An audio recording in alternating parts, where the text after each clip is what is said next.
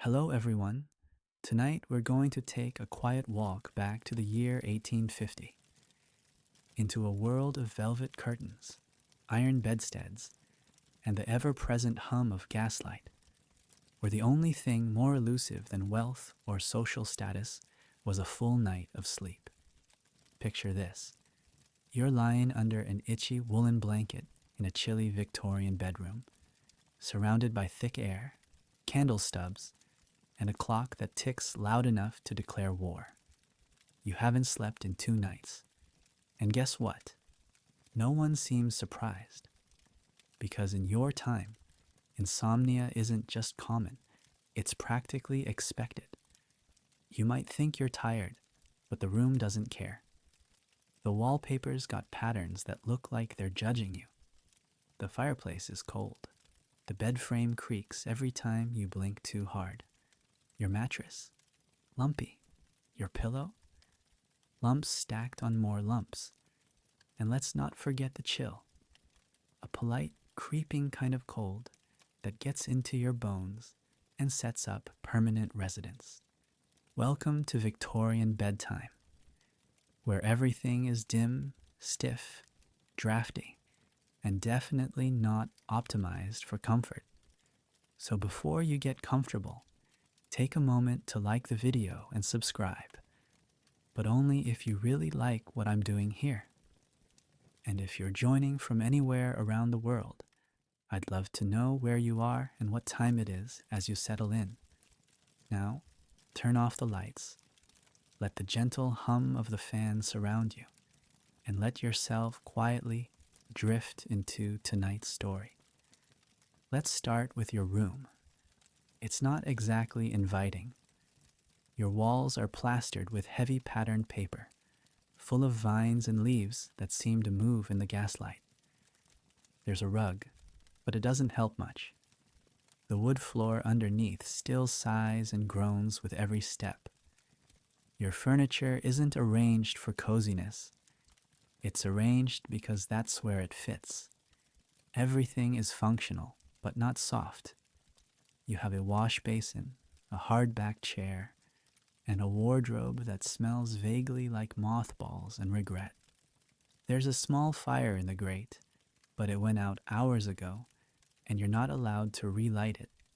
Coal's expensive, so you lie there, curled into yourself, wishing for warmth, or silence, or maybe a time machine. This is your nightly routine, and it's not getting better. Victorian sleep wasn't just elusive, it was misunderstood.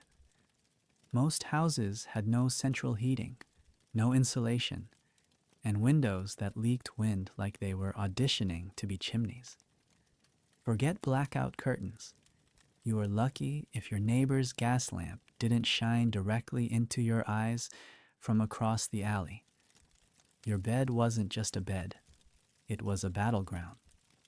You tried everything, rolling up in a blanket like a very cold human burrito, breathing through your nose to conserve warmth, flipping the pillow to the cool side even though it never helped. The term sleep hygiene didn't exist. Your nighttime routine was just whatever misery you were used to. Maybe you drank warm milk. Maybe you stared into the shadows and counted how many creaks the stairs made when your cat wandered. Maybe you whispered to yourself, or maybe you lay there, wide-eyed, planning your escape to a warmer country with fewer corsets. And remember, this is before electricity. Your lighting comes from whale oil lamps or gas fixtures with open flames, neither of which scream sleep-friendly. The shadows they cast weren't gentle. They danced like ghosts and turned your dressing gown into a terrifying midnight monster. And then there's the sound, the tick of the mantel clock, the distant clop of horses on cobblestones, the occasional whistle from the street patrolman. Everything echoes more when you're sleep deprived. Every creak is an opera. Every gust of wind is a personal insult. Victorians genuinely believed that architecture could ruin your sleep. A sloped ceiling might press upon your thoughts. A mirror near the bed could reflect your dreams and scatter them. Some even thought certain wallpaper dyes emitted invisible, nervous mists that clouded your mind. Historians still debate whether these ideas were born from real symptoms or just desperate attempts to explain nightly suffering. But the fear was real. Your own bedroom could betray you. And don't think the mattress was doing you any favors. The best ones were stuffed with horsehair or straw, unless you were rich, in which case they might include cotton, down, or even sea moss. Yes, sea moss. Apparently damp and briny was someone's idea of a good night's sleep. Your pillow wasn't ergonomic. It was decorative punishment. And if you shared your bed with anyone, a sibling, a spouse, a distant cousin who just needed a place to stay, well, hope you like synchronized tossing and turning. One kick, one snore, and it's all over. You are now competing in the Olympic sport of not screaming at the person next to you. And yet, Victorians kept trying. They believed so deeply in the power of routine. You had to be in bed by 9:30 sharp. No reading, no laughing, no agitating conversation. You were to lie quietly, hands folded, like you were posing for your tombstone. If you were rich enough, you might have a servant bring a foot warmer or hot brick wrapped in flannel to put at the foot of your bed. If not, you just hoped your feet eventually forgot how cold they were. Some people rubbed goose fat on their chests, believing it helped pull the sleep in. Others said a spoonful of vinegar before bed calmed the blood. And of course, there were the pillows filled with hops, the windows slightly cracked to let in night breezes, and the habit of sleeping in full underclothes in case of fire. Because nothing says soothing like waking up to flames in a nightgown soaked in camphor oil. Even the layout of the house worked against you. You might sleep above a kitchen or next to a shared wall with an argumentative family. Floors were thin, doors had gaps. If anyone coughed, sneezed, or dropped a boot, you heard it. And God forbid you lived near a pub. Drunken singing in the streets was the lullaby you never asked for. There was no escaping it. Your room was a trap, and you were its very tired prisoner. Still, you hoped. Every night you lay there, waiting for sleep like it was a guest that might show up if you just acted polite enough. Maybe you'd close your eyes and pretend. Maybe you'd count. Maybe you'd recite the alphabet backward. Maybe you'd make up new verses to church hymns. And if you were lucky, really lucky, you'd doze off sometime before dawn, just long enough to dream about sleeping better somewhere else. Let's say your doctor is concerned. You've been complaining about sleeplessness for a week now, maybe 2, and he's finally decided that this isn't just a passing fancy, it's a medical issue. You're expecting some kind of remedy, maybe a potion or a powder, or even one of those invigorating electric belts you read about in the newspaper. But no, what you get is an order: silence. Absolute, uncompromising silence. That's it. Your cure for insomnia is the absence of sound.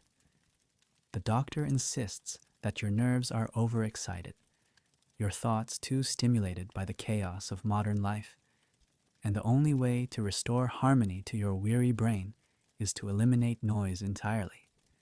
So you go home, not with medicine, but with a prescription for silence. At first, it seems reasonable. Quiet sounds relaxing, right? But the instructions go further. You're told to stuff the keyholes with cloth, hang thick drapes over the windows, Line your walls with tapestries or heavy paintings, anything to dull the acoustics.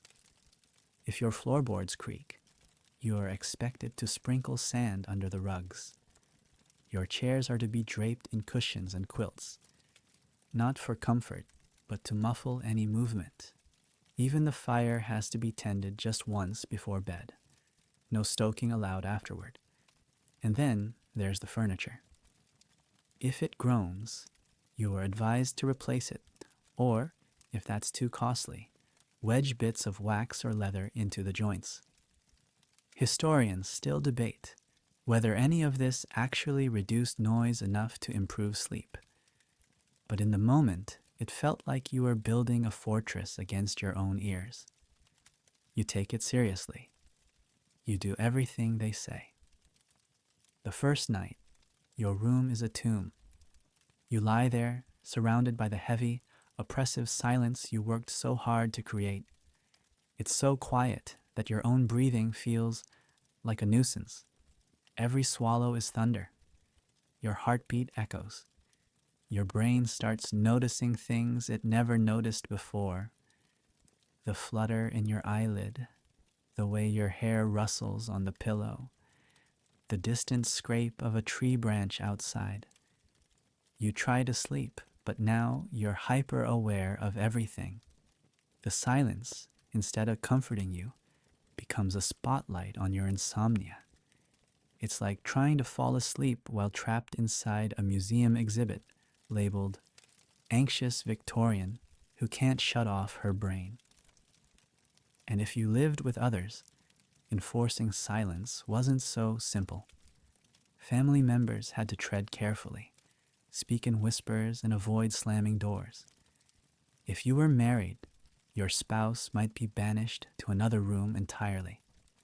Children had to be bribed, threatened, or shipped off to relatives. Servants were given strict instructions not to clean after a certain hour. No rustling, no sweeping, no poking at the stove. The entire household revolved around your insomnia, which, ironically, just made you feel guilty and even more alert. One woman from Devon famously lined her bedroom with quilted fabric, removed all clocks, had the chimney bricked up, and slept with wool in her ears and a scarf over her eyes. Her neighbors thought she was going mad. She thought she was innovating. The press at the time described her as heroically committed to her restoration. Whether she ever slept well again remains unknown, but she certainly set a precedent. Others followed suit, stuffing cracks in floorboards with beeswax, insulating windows with layers of flannel, even asking guests to remove their shoes before entering the hallway. Some doctors supported it. Others rolled their eyes. As one physician put it, the silence does not produce sleep. It produces stillness, which may then aggravate the condition of unrest. Still, silence remained the gold standard for a time. People wrote letters to medical journals praising the absence of sound as a balm to the afflicted mind. Some even claimed that sleeping in a specially constructed box, padded on all sides with cork and cotton, had changed their lives. You imagine that box now, shaped like a coffin, lined with softness, designed to trap not only noise but every breath and sigh. It's hard not to picture it as a slow suffocation with extra steps. But the intention was pure. People wanted peace. They wanted quiet. And they were willing to go to extremes to get it. In some households, this pursuit of silence bordered on performance. There were evening rituals, shutting the doors with exaggerated gentleness, tapping the clocks instead of winding them, even communicating by gesture after a certain hour. Whispering became so common that one etiquette manual warned readers not to shrink their voice to such a degree that they must repeat themselves and therefore double the disturbance. Imagine that, being told your whisper is too loud but also too quiet. This is insomnia in its purest form, not just a lack of sleep, but a meticulous culture of not sleeping, where every creak is a personal affront and every breath a negotiation. There were contraptions too, devices sold in catalogs to help suppress noise. Silent slippers made of densely packed felt, door buffers, bed curtains designed to muffle sound as well as light. Even ear trumpets were occasionally marketed in reverse, as devices to block noise rather than amplify it. One inventor from Glasgow designed a noise dome, a kind of collapsible canopy that went over the sleeper's head, padded with goose down and stitched to block out all troublesome frequencies. It looked absurd. It probably didn't work, but it sold because desperate people will always try the improbable. And the silence wasn't just physical, it was mental. Patients were told not to talk about their worries before bed, not to argue, not to cry, not to read anything stimulating. If they must read, it should be something dull, like weather reports or gardening almanacs. One sleep guide suggested copying Bible verses by hand until your hand cramped from fatigue. Another recommended counting from 1 to 1,000, pausing only to breathe deeply, and then counting backward. This was not relaxation, it was ritualized surrender. If you obeyed every rule, you might earn a few hours of unconsciousness. If not, well, better luck tomorrow. There's something noble in that effort. You tried. Every night you tried. You believed in the cure. You followed instructions. You chased stillness like it was a wild animal you might tame. And in doing so, you gave sleep a weight it never had before. A project, a purpose, a battle fought not in daylight, but in blankets and shadows. Maybe it didn't work. Maybe you lay there anyway, wide-eyed and humming with tension. But for a moment, you believed that silence could save you. And sometimes, belief is the only lullaby you've got. It's getting late, and you're still awake. You've done the silence. You've silenced the silence. And now, someone suggests a different angle, one that smells nice. Enter the Victorian obsession with scent. Not the clean kind of scent, not soap or citrus, but the deep, earthy, musty fragrances of herbs, feathers, and fumes. If your nerves were too agitated to sleep, then surely the right smell could soothe them back into submission. At least, that's what everyone said. So you begin your evening routine by fluffing the goose feather pillows, hoping they're more magical than they are allergenic. You've got a pouch of dried lavender sewn into the corner, supposed to be calming. It smells like an old drawer in a headache. Next to your bed, there's a bottle of smelling salts, which doesn't seem helpful, but someone swore that a whiff cleared the airways of distress. In truth, it just burns. Your eyes water. You sneeze. But you feel slightly distracted from your insomnia. So maybe that's the idea. You've also been told to try vinegar fumes. Yes, vinegar. Some Victorian guides recommended placing a bowl of warmed vinegar by the bed so the acidic scent could cut through melancholic vapors. It doesn't work. It just makes your room smell like someone lost a salad. There's also ammonia, a few drops on a cloth held near the nose. Not because it's pleasant, but because it supposedly jolts the nervous spirit into stillness. That logic doesn't make sense even as you think it, but you try it anyway because you're desperate, and desperation has a very strong nose. Some go further. They burn herbs, chamomile, mint, rue, sage. The room smells like a witch's pantry, and you lie in the thick smoke like a half-roasted ham, hoping for dreams. One particularly strange remedy involves apple slices, thin rounds, laid on the bedside table or under the pillow, believed to emit a sleepy sweetness as they aged. You can only assume it worked better before apples were refrigerated. You try it. The next morning, the room smells vaguely of cider and disappointment. Still, there's a comfort in trying. Your hands are busy. You feel like you're doing something. Sleep may not come, but at least you aren't lying motionless in a cold bed, waiting for your thoughts to devour you.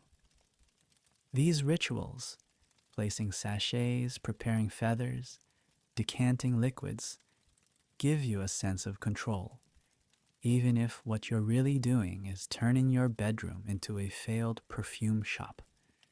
Then there's the camphor, sold in jars, wrapped in muslin, stuffed into drawers and pillows. A strong scent, part medicinal, part grandmother's handbag. Victorians believed it prevented night terrors, or at least distracted the darker spirits of the mind. You breathe it in, it's not pleasant, it stings a little.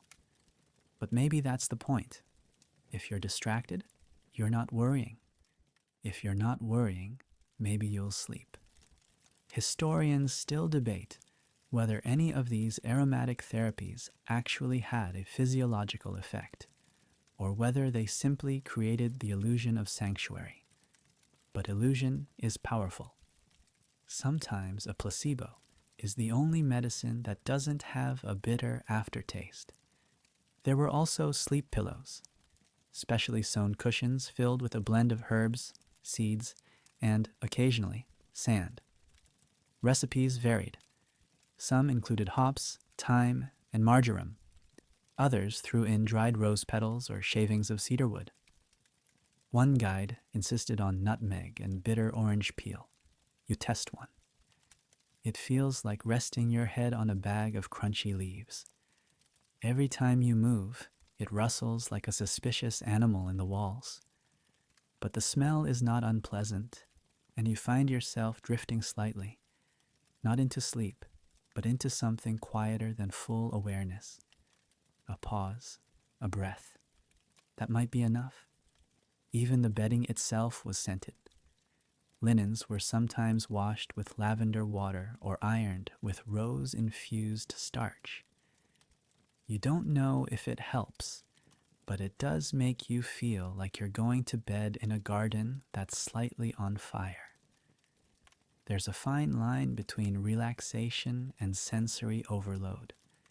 But Victorians, bless them, kept trying. They believed that the nose was the gateway to the soul, and if they could just find the right scent, the mind would follow into rest. It wasn't just herbs. Some recommended sleeping near freshly baked bread, or in rooms where oranges had been peeled earlier in the day. There's a tale about one woman who swore by the smell of pickled onions, though no one wanted to share her bed. Another used beeswax candles, claiming the gentle aroma soothed her heart.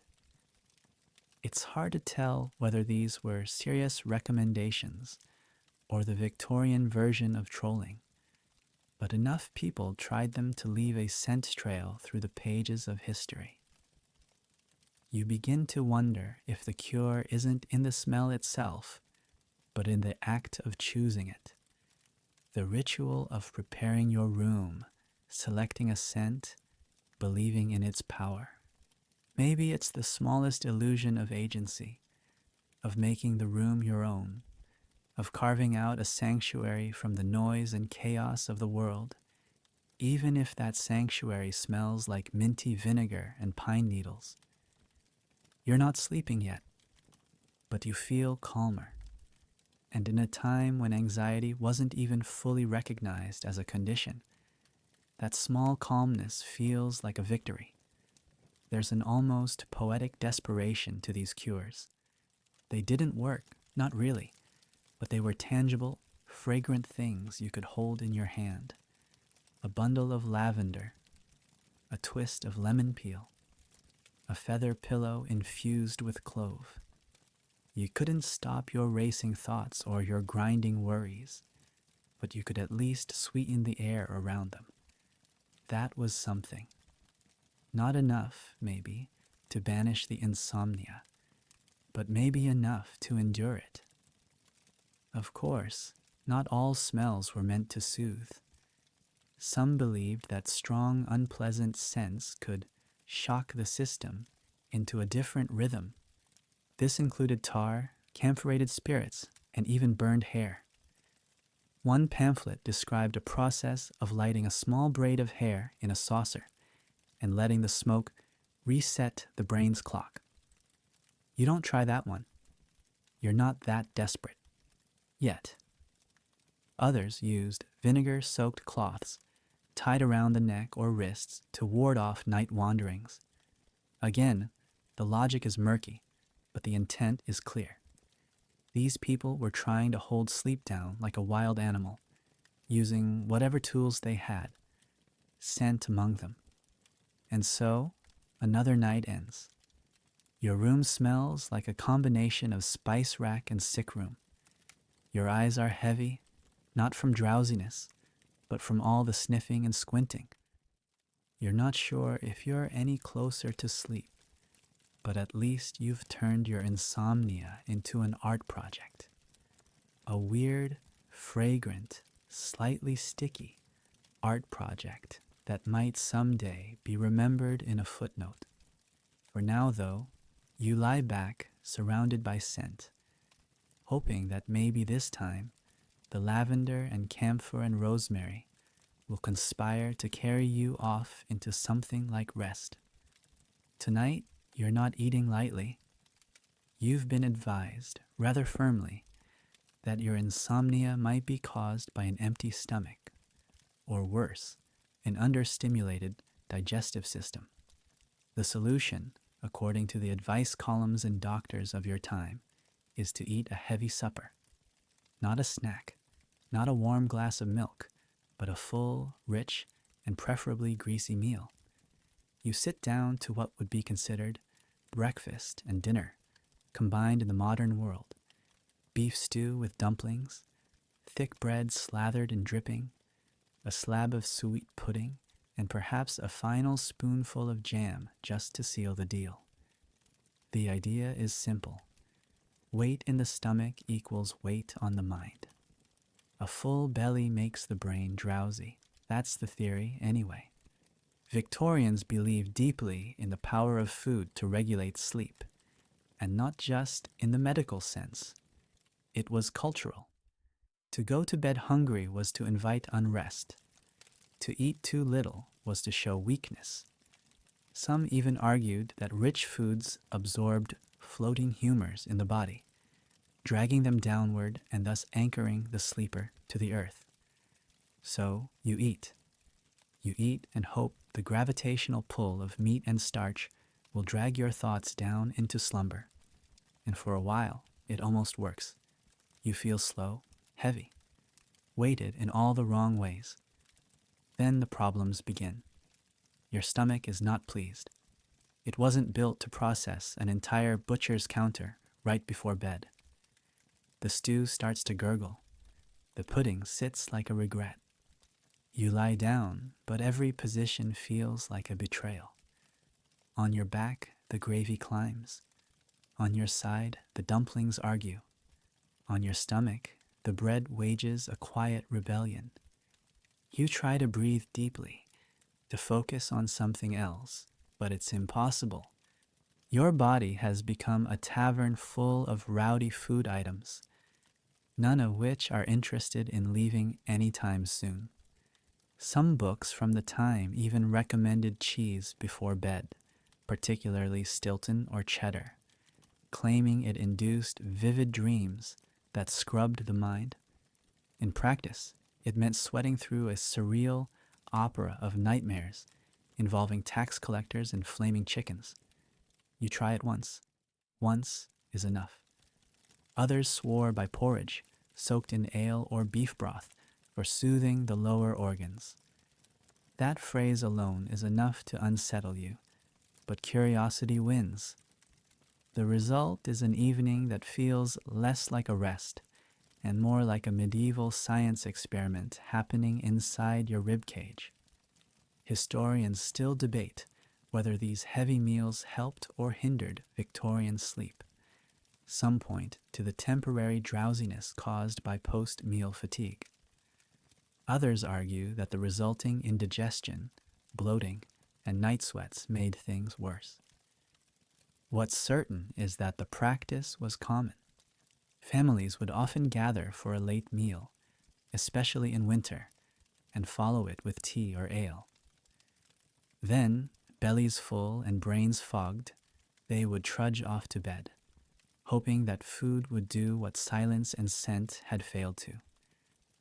Your household embraces the theory with gusto. Supper becomes an event. The table groans with effort. You've got mashed peas, roasted marrow bones, kidney pie, and pickled eggs. Everyone eats like it's their last night on earth.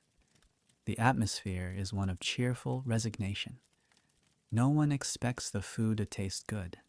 It just has to be there. The heavier, the better. One neighbor swears that consuming a whole roast partridge cured her husband's nightmares.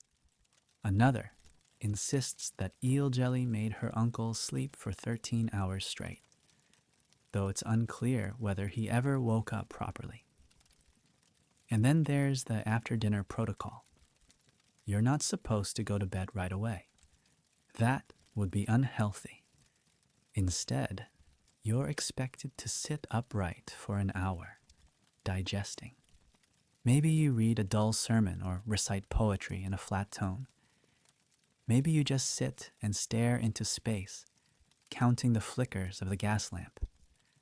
Lying down too soon was thought to cause meat dreams, a term no one explains but everyone fears. So you wait. You shift in your seat. You feel the pudding rising like a ghost, but you dare not move. Digestion, they say, must be respected. Some people developed rituals around the meal itself. Certain foods were assigned specific sleep functions. Lettuce was thought to be calming. Celery helped quiet the nerves. Fish, especially if boiled, was said to encourage mental drifting. Onions were controversial, too strong for some, essential for others. Milk toast was a favorite among the elderly, not because it worked, but because it was familiar. And sometimes familiarity is its own kind of medicine. You try all of them. You keep a notebook. One night it's beef and carrots. The next, it's stewed apples and bread. You record your dreams, your hours of sleep, the number of times you wake up. It becomes a kind of culinary experiment, a nightly game of chance. Some nights, it almost works. Others, you end up pacing the floor at 2 in the morning, clutching your stomach and vowing never to eat again. But by the following evening, hunger returns, and so does hope. There's something oddly comforting about it, the ritual of preparation, the clatter of dishes, the smell of meat and gravy. It feels purposeful, like you're participating in a tradition, a method passed down through stubbornness more than science. And even though it doesn't always help, it gives your night a shape. It delays the void. It makes the hours feel full. Of course, not everyone could afford such suppers. The poor relied on bread crusts, broth, or nothing at all. For them, insomnia wasn't a disorder. It was just part of life. Hunger made sleep harder, but exhaustion made it inevitable. The wealthy, meanwhile, had options.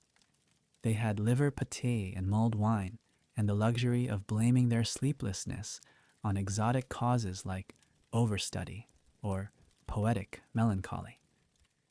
You sit somewhere in the middle, not rich enough to hire a physician on call, not poor enough to go hungry. You've got a stew pot, a ladle, and a belly that keeps believing in miracles. Tonight, you finish your meal. You wipe your mouth. You extinguish the lamp. You climb into bed, hoping that the warmth in your stomach will translate to warmth in your brain. It doesn't, but the weight of the food makes it harder to move, and sometimes not moving is the first step towards sleep.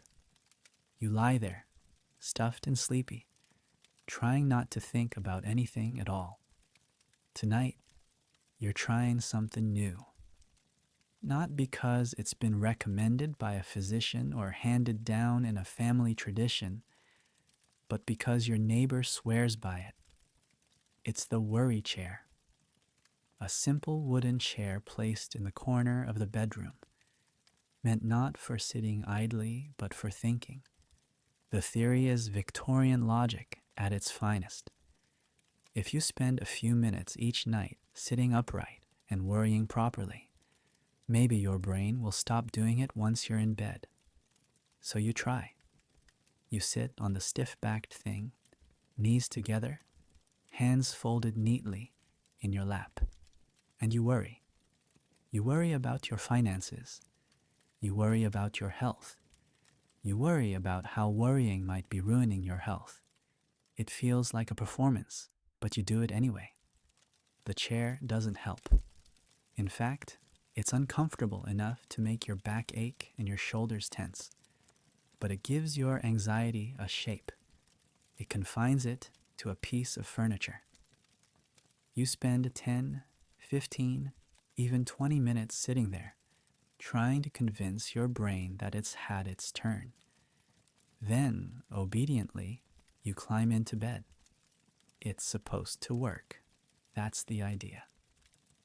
That the body will separate worrying time from sleeping time, as if they're appointments on a very polite calendar. Historians still debate whether this method had any scientific grounding, or if it was just another symptom of Victorian ritualism, doing something structured to cope with the unstructured mess of the mind. The worry chair evolves. Some people start journaling in it. Others recite prayers or affirmations. A few just rock gently back and forth, humming under their breath. The act of sitting becomes sacred. It's no longer just a chair. It's a place of emotional quarantine. You're supposed to leave your stress there, walk away, and lie down lighter. But emotions don't follow rules. They don't stay in corners. So while you lie in bed, ostensibly emptied of your thoughts, your mind continues to chatter. It whispers. It pokes. It reminds you of everything you forgot to worry about while you were sitting upright. Still, the chair remains. It becomes a fixture, a symbol of your attempt to organize the chaos. You see it in other households too. Some have fancier versions with cushions or carved legs. Others just use a plain stool. But the principle is the same. Sit, think, surrender. One lady in Yorkshire reportedly decorated hers with dried flowers and called it the resting post. A retired schoolmaster claimed he improved its effectiveness by facing it toward a blank wall and refusing to blink for 5 minutes. That sounds more like a punishment than a remedy, but he swore by it. Then there's the philosophy behind it. Victorians believed that posture affected emotion. Sitting upright was thought to encourage discipline, self-control, and clarity. Slouching, by contrast, was viewed as a gateway to melancholy, madness, and moral decay. So the worry chair was a tool not just for thinking, but for thinking properly. Back straight, chin level, feet flat on the floor.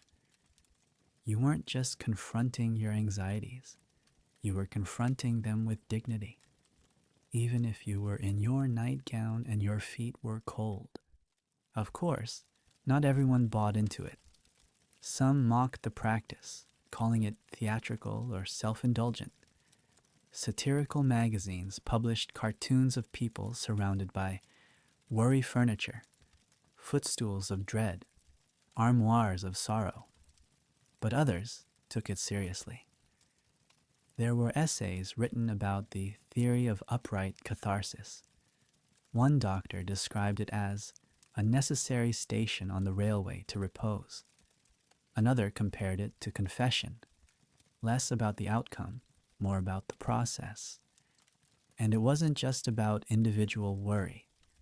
Some families had collective worry chairs, where members would take turns sitting and voicing their concerns aloud. Think of it as group therapy, but with more lace and less understanding. In some cases, servants were asked to report household problems during worry hour, leading to awkward conversations about missing silverware or mysterious smells. The worry chair became a stage, and once you stepped off it, you were expected to perform peace. You continue the ritual, night after night. Sometimes it helps. Sometimes it feels ridiculous, but you do it anyway.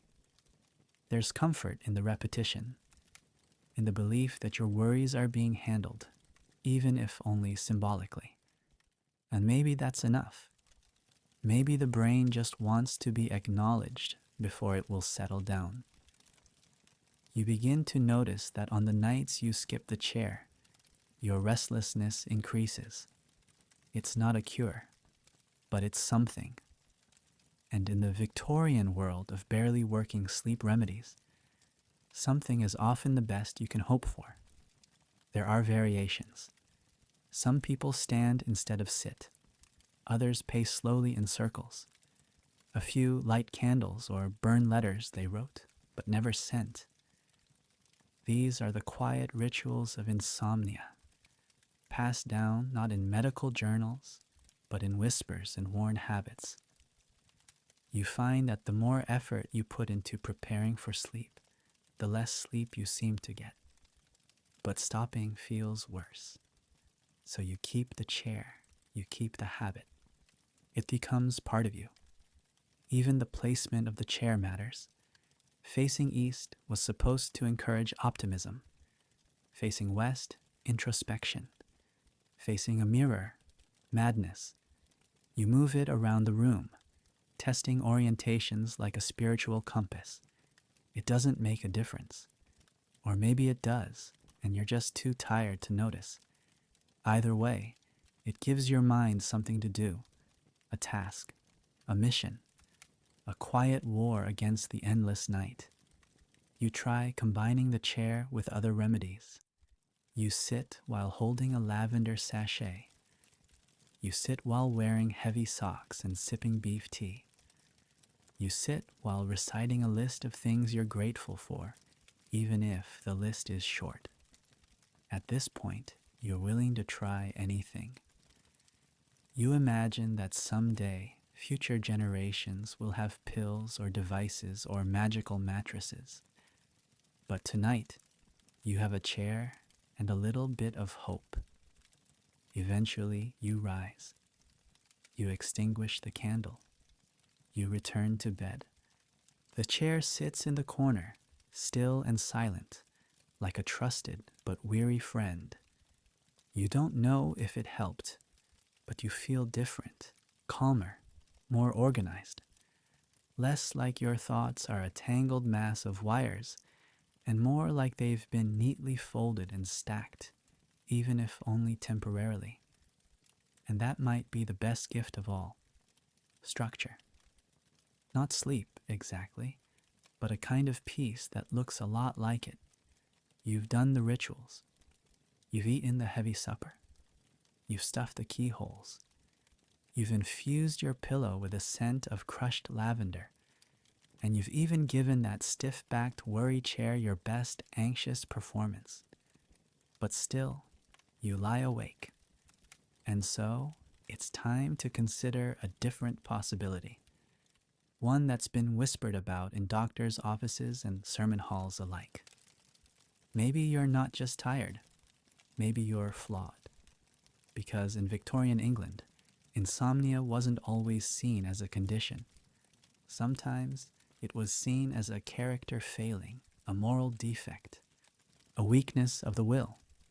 You're told, politely but firmly, that sleep is the reward of the righteous, that those who live orderly, industrious, modest lives fall asleep easily because they are in harmony with God and nature. You, on the other hand, are awake at 2 in the morning, staring at the ceiling like it owes you something. This must mean something is wrong with you. Maybe you've sinned. Maybe you've been idle. Maybe your thoughts have wandered too far from Scripture. It's not your body that needs rest. It's your soul that needs correction. Doctors publish papers about it. Ministers preach about it. Sleep, they say, is a reflection of inner peace. Insomnia, then, is evidence of unrest. It becomes a mark, subtle but sharp. You feel it when people ask how you slept, and then look away if your answer is anything less than glowing. You feel it when the apothecary offers you a tonic with a small shake of the head, as if to say, "This isn't really a physical problem, is it?" Historians still debate whether this moral framing of insomnia was more harmful than helpful. But for many Victorians, it was just another burden to carry into the night. Women, in particular, bore the brunt of this belief. If you were a man, sleeplessness might be attributed to overwork, to the strains of managing property or empire. If you were a woman, it was often traced to emotional instability, unfulfilled domestic duties, or, most mysteriously, too much imagination. The female mind, it was said, needed careful pruning. Too many books, too many daydreams, and suddenly you were wide awake, unable to rest, plagued by thoughts unfit for your station. The solution? Simpler tasks. Fewer novels. Less time alone. You're advised to sew, to dust, to walk slowly around the garden, thinking about nothing in particular. All in the hope that simplicity will quiet the storm inside your head. You try to conform. You declutter your nightstand. You stop reading fiction. You keep your conversations mild and your voice soft. But the nights are still long, and the ceiling still doesn't talk back. So the blame turns inward. You begin to wonder if they're right. Maybe your soul is restless. Maybe your thoughts are unruly. Maybe you're just not good enough to deserve the simple gift of unconsciousness. This is how moral stigma wraps itself around you, not with shouting, but with silence, not with punishment, but with implication. There are books about it too, titles like On the Sanctity of Rest or Evening Reflections for the Faithful Sleeper. They describe sleep as a holy act, a surrender to divine rhythm. Insomnia then becomes rebellion, not loud rebellion, just a quiet, disobedient ticking inside the body. You begin to see it in yourself, this resistance. You lie in bed and think, why can't I just sleep like everyone else? The answer, according to some, is that you need to repent. But repent of what? No one can say, just something. This idea seeps into every part of your routine. You start praying longer at night. You apologize in your journal. You rehearse your conversations from the day, searching for pride or sarcasm or waste. You think of that one time you cut someone off in the bakery queue, or the moment you laughed too loud at a dinner party. Could that be it? Could that be the sin that keeps you awake? It sounds ridiculous. But at 3 a.m., nothing sounds ridiculous. Even secular thinkers buy into it. Some philosophers suggest that insomnia is the sign of a guilty conscience, that the truly innocent fall asleep the moment their head hits the pillow. It's a beautiful idea in theory. In practice, it feels like a shackle. You start to view your sleeplessness as evidence in a trial you didn't know you were on trial for. You interrogate yourself, not to find peace, but to find the flaw that's keeping you from peace. And then, the worst part, advice from others. Well-meaning neighbors and distant cousins. They don't offer solutions. They offer judgment disguised as support. Try being more grateful. Maybe you think too much. Have you tried smiling more before bed? Each suggestion is a reminder that your insomnia is, in their eyes, your fault. You begin to dread their kindness more than your own symptoms. It's exhausting. Not just the lack of sleep, but the weight of interpretation. You're not just tired, you're defective, broken in a way that feathers and food can't fix. You start hiding your struggle. When people ask, you lie.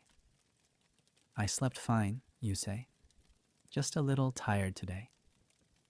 Because it's easier than explaining the whole exhausting ballet of silence and supper and scented pillowcases followed by hours of mental inventory and self-blame.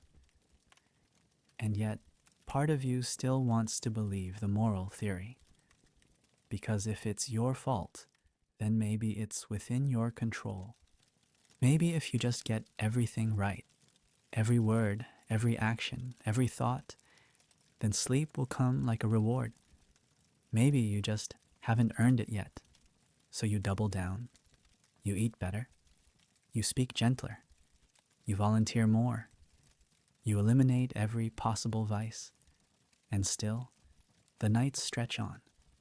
Eventually, you come to a strange kind of peace, not with the theory, but with your resistance to it.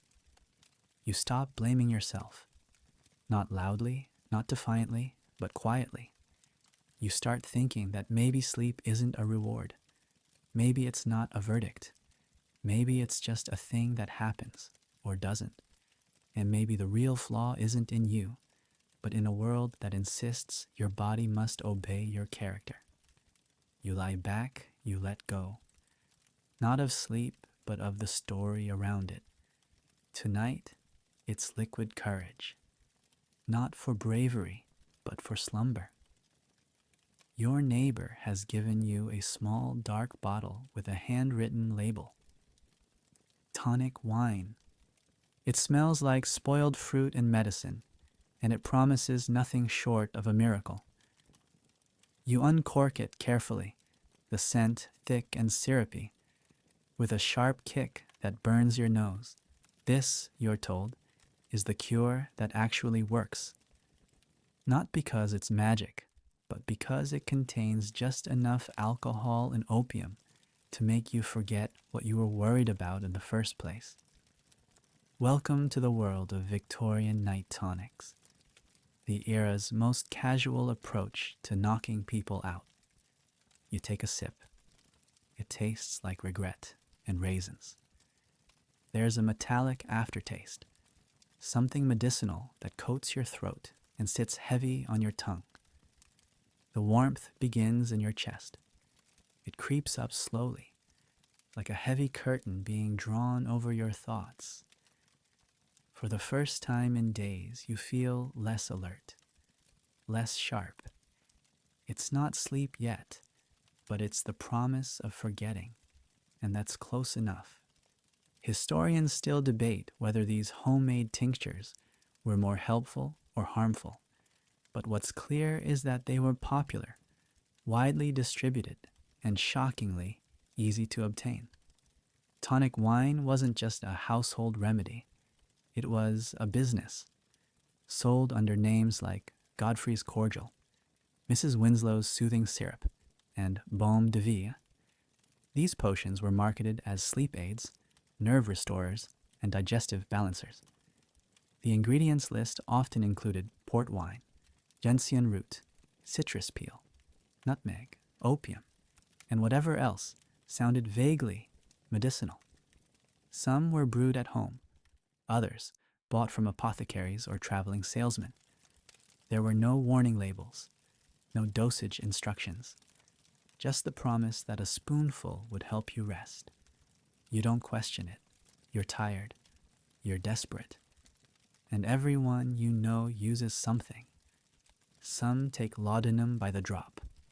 Others drink beer steeped with valerian. A few boil poppy seeds in milk and sip it like it's tea.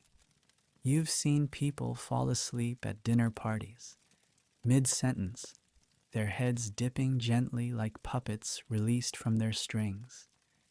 It's not graceful, but it's effective, at least until morning. That's when the hangover begins.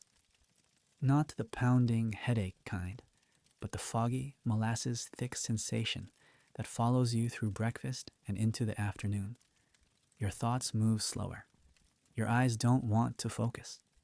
But you did sleep, sort of, and that makes the cost feel worth it. The appeal is obvious.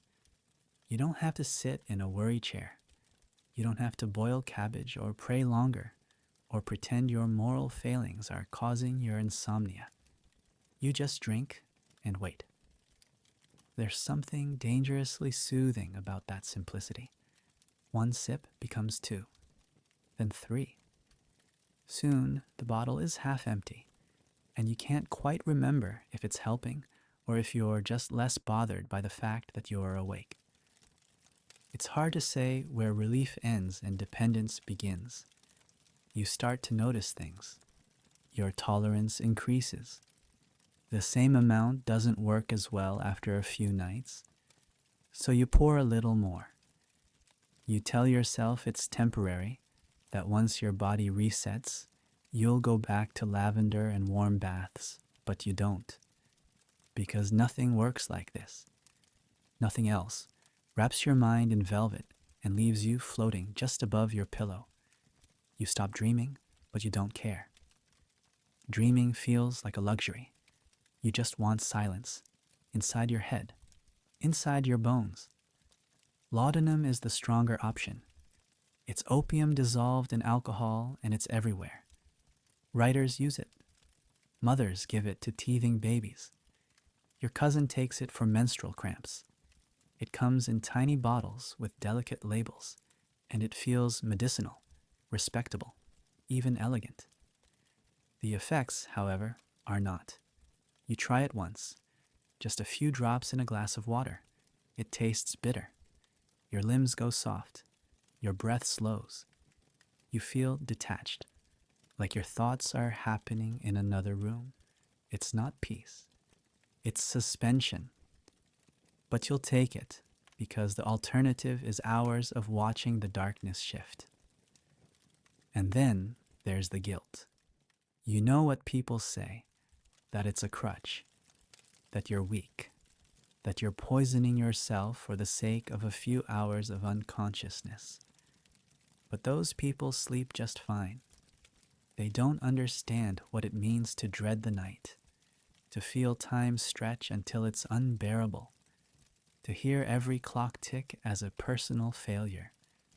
You tell yourself this is temporary, just until things settle down, just until the weather improves, just until your mind quiets. But there's always something. Some doctors try to regulate it.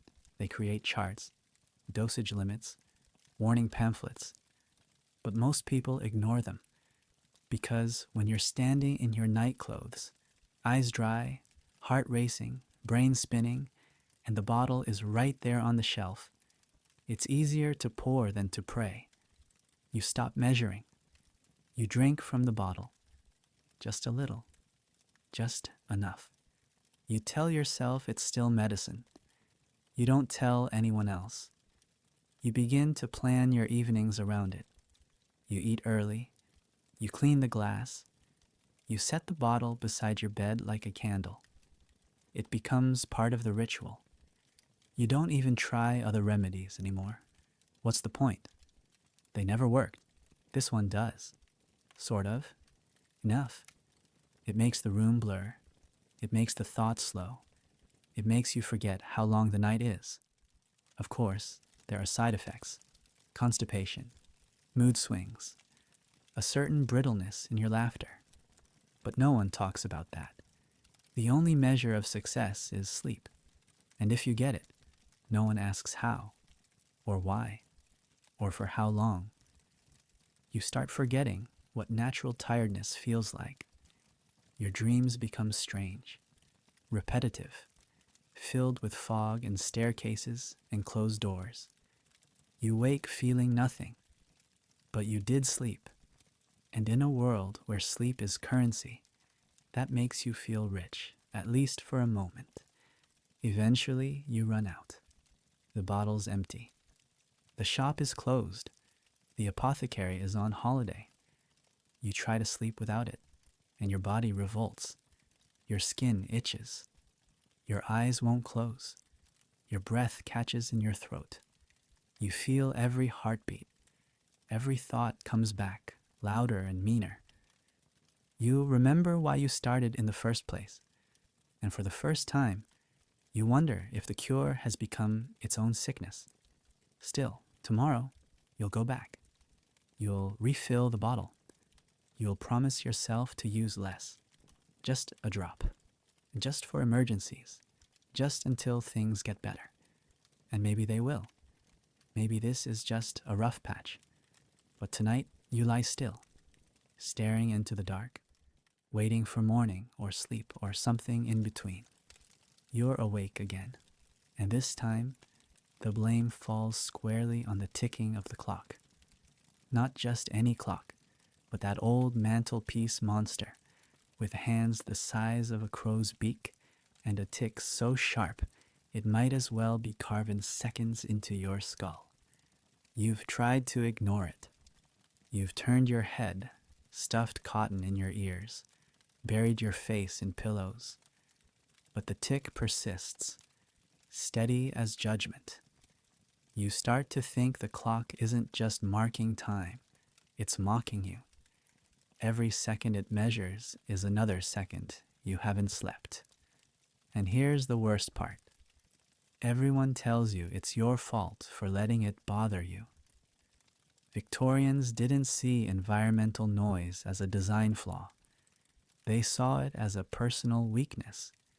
If the clock bothers you, you're too sensitive.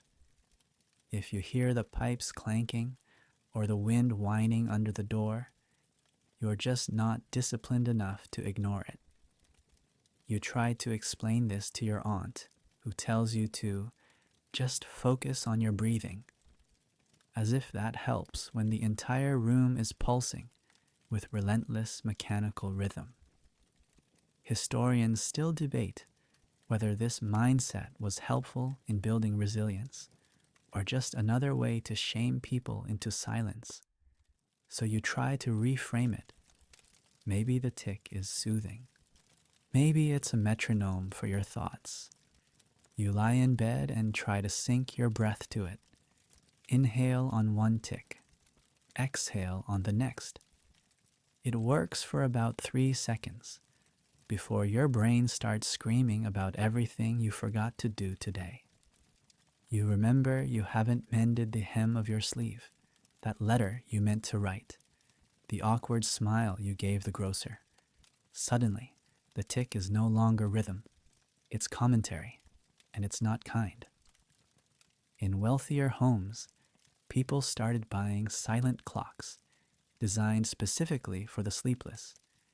They had covered gears, velvet-dampened cases, or replaced the tick entirely with a candle that marked time by burning down a line of measured wax. These were expensive, imported, and sold as luxury items for the nervously refined. You don't own one. You own the family clock.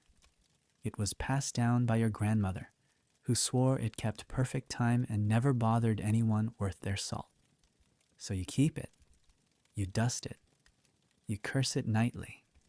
There were also soundproofing fads, stuffing rugs under doors, lining walls with cork.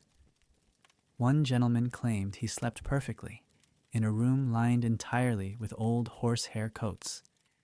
It smelled awful, but he swore the silence was divine. You read about a woman who paid someone to sleep outside her bedroom door just to cough when necessary, so her own thoughts wouldn't be the loudest thing in the room. You consider it, briefly. And then there were people who tried to retrain their ears. They'd sit in noisy rooms during the day, forcing themselves to ignore the sound of bells, hammers, or barking dogs. The theory was that exposure would desensitize the mind, just as ice baths were believed to strengthen the nerves. One doctor recommended listening to the ticking of a metronome while copying out psalms by hand, the combination of motion and repetition supposed to pacify the unruly ear. You try it once. You make it to Psalm 6 before the ink blots and your hand cramps. You fall asleep with your head on the page, not from success, but from sheer exhaustion. There's also a device you hear about, a small metal cage filled with wool, worn like earmuffs, with a strap around the chin to keep it in place during sleep. It looks ridiculous.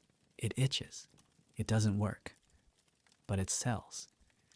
Because noise, more than light or cold or even nightmares, is the enemy that Victorians keep trying to fight.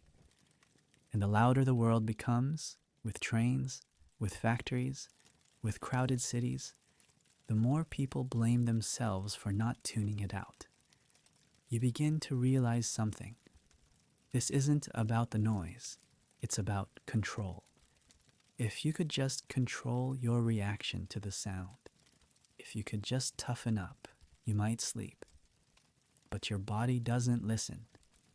Your ears twitch at every creak. Your skin jumps at every gust. You're not imagining the noise. You're reacting to it, and no amount of moralizing will turn your nerves into stone.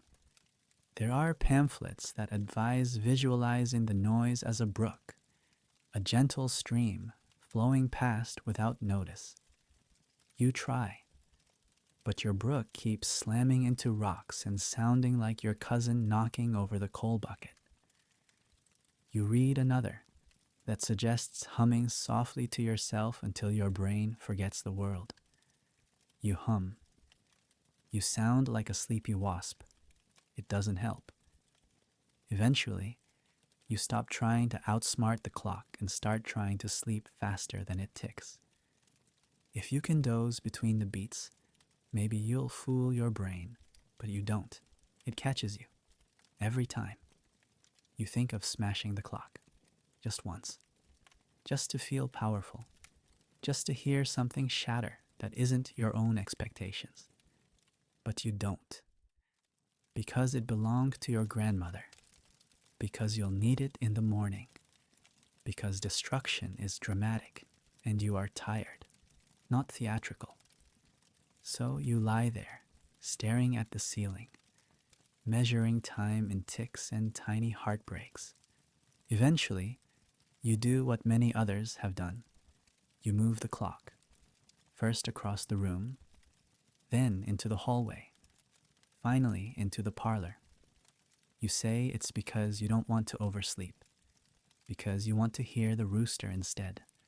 But really, it's because you need silence, even if it comes at the cost of being scolded in the morning for being late. You sleep better. Not well, but better. Still, you feel guilty. You feel weak, because everyone else seems to manage just fine. They sleep with ticking clocks, creaky floorboards, and snoring spouses. They don't flinch at midnight carriages or whistling wind. Why can't you? The answer is simple. You're human. And sometimes being human means being unable to sleep when the room sounds like it's narrating your failure in Morse code. You remind yourself that sensitivity isn't weakness, that reacting to the world is not a crime, that maybe, just maybe, the answer isn't to silence the noise, but to forgive yourself for hearing it. Tonight's remedy isn't something you sip or stuff into the floorboards. It's something you wear, specifically on your head. The suggestion arrives folded neatly in the middle of a home advice column, tucked between tips on starching collars and storing root vegetables. It reads, "For those plagued by restless dreams, a tightly knit woolen nightcap may anchor the mind and restore nocturnal peace." The logic is peculiar, but you've tried stranger things. You find an old wool cap at the back of your drawer, scratchy but intact, and you tug it on. It itches immediately. You ignore that. The cap is supposed to help. Maybe not by magic, but by pressure, by anchoring thoughts, whatever that means. You lie back and try to focus on the weight on your head. It does create a kind of compression, not unpleasant, just odd, like wearing a small helmet of fog. The cap slips slightly over your eyebrows. You adjust it. It slips again. You try to believe. Victorian wisdom insists that restless minds are too airy, too scattered, and the warmth and weight will coax them back down to earth. Historians still debate whether this notion stemmed from humoral theory or just a collective desperation for answers, but the belief was widespread. The mind was considered like a balloon, and the nightcap was the string. Soon, people took the concept further. Nightcaps grew heavier. Some were lined with flaxseed or stitched with weights made from grains. Others were soaked in vinegar and wrung dry before bedtime, supposedly for cooling. A few ambitious souls sewed tiny stones into the rim, claiming they helped ground fluctuating ideas. You try one of these versions, weighted with dried beans. It feels ridiculous. The beans shift every time you move. The cap smells faintly of soup, but you keep it on, determined to see the experiment through. There were even commercial products.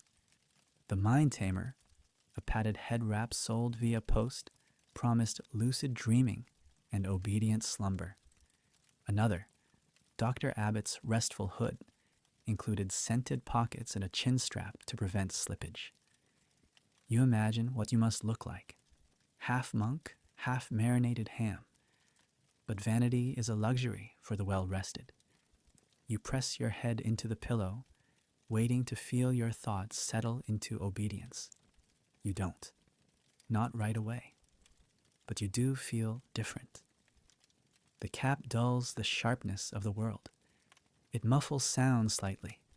It gives your skull a sense of boundary. Your thoughts don't seem to bounce as far. You don't fall asleep exactly, but you drift. It's not a full surrender, more like a truce. And in the sleepless vocabulary of the Victorian age, a truce is gold. Some users took the idea to extremes. One diary entry describes a woman who wore 3 caps at once, each slightly tighter than the last, and claimed the pressure produced visions of her late husband giving her gardening advice. Another man insisted on tying a sash under his chin, declaring that it prevented subconscious escape. You picture these people and wonder if they truly found peace or just confused lightheadedness with tranquility. Others found symbolic meaning. The cap became a ritual object, something you donned as an announcement.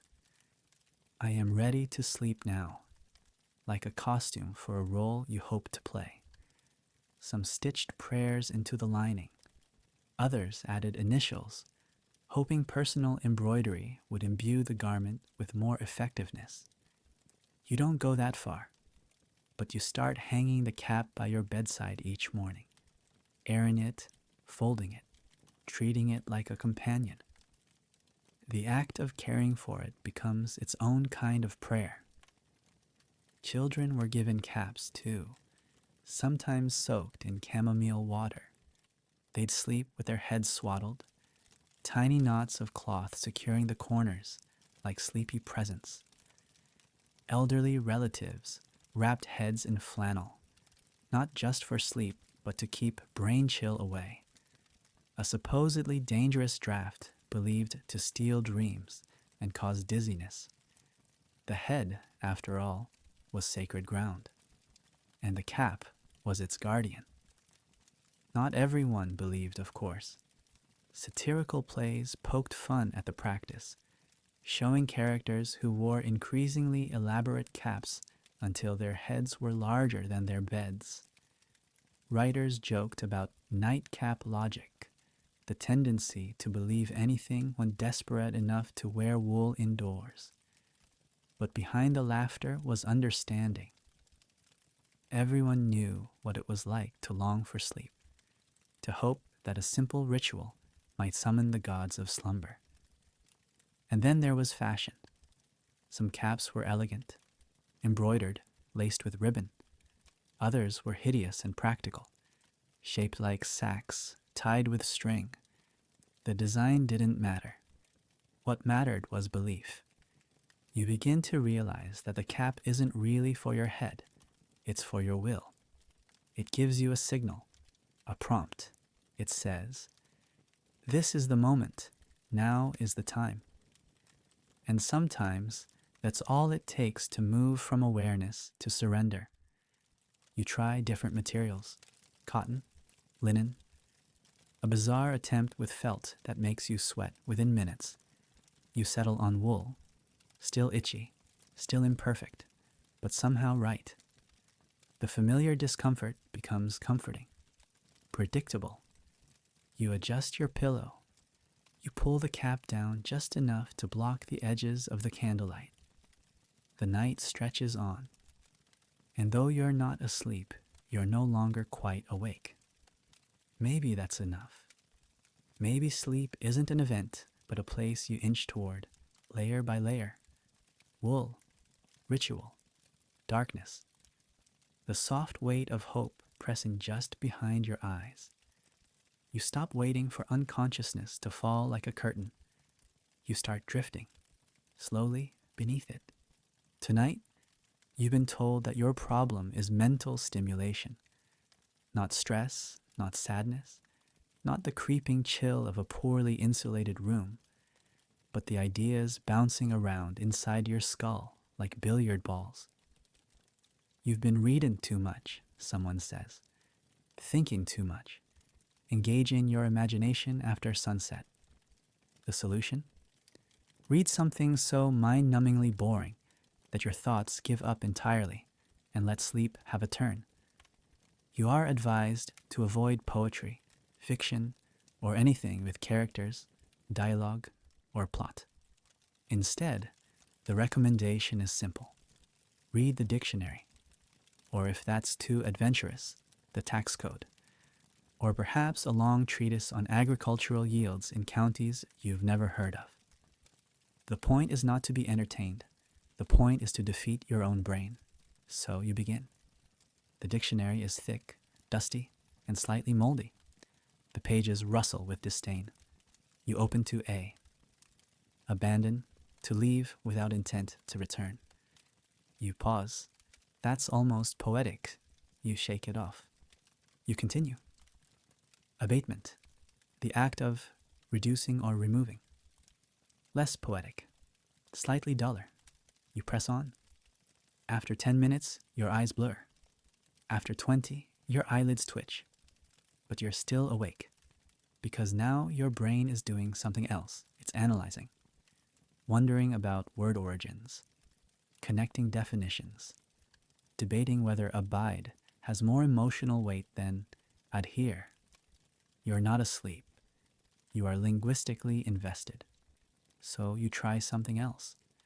A household almanac filled with moon phases, tide charts, and advice about planting cabbage. It reads like it was written by someone who hasn't slept in decades. Perfect. You focus on the instructions.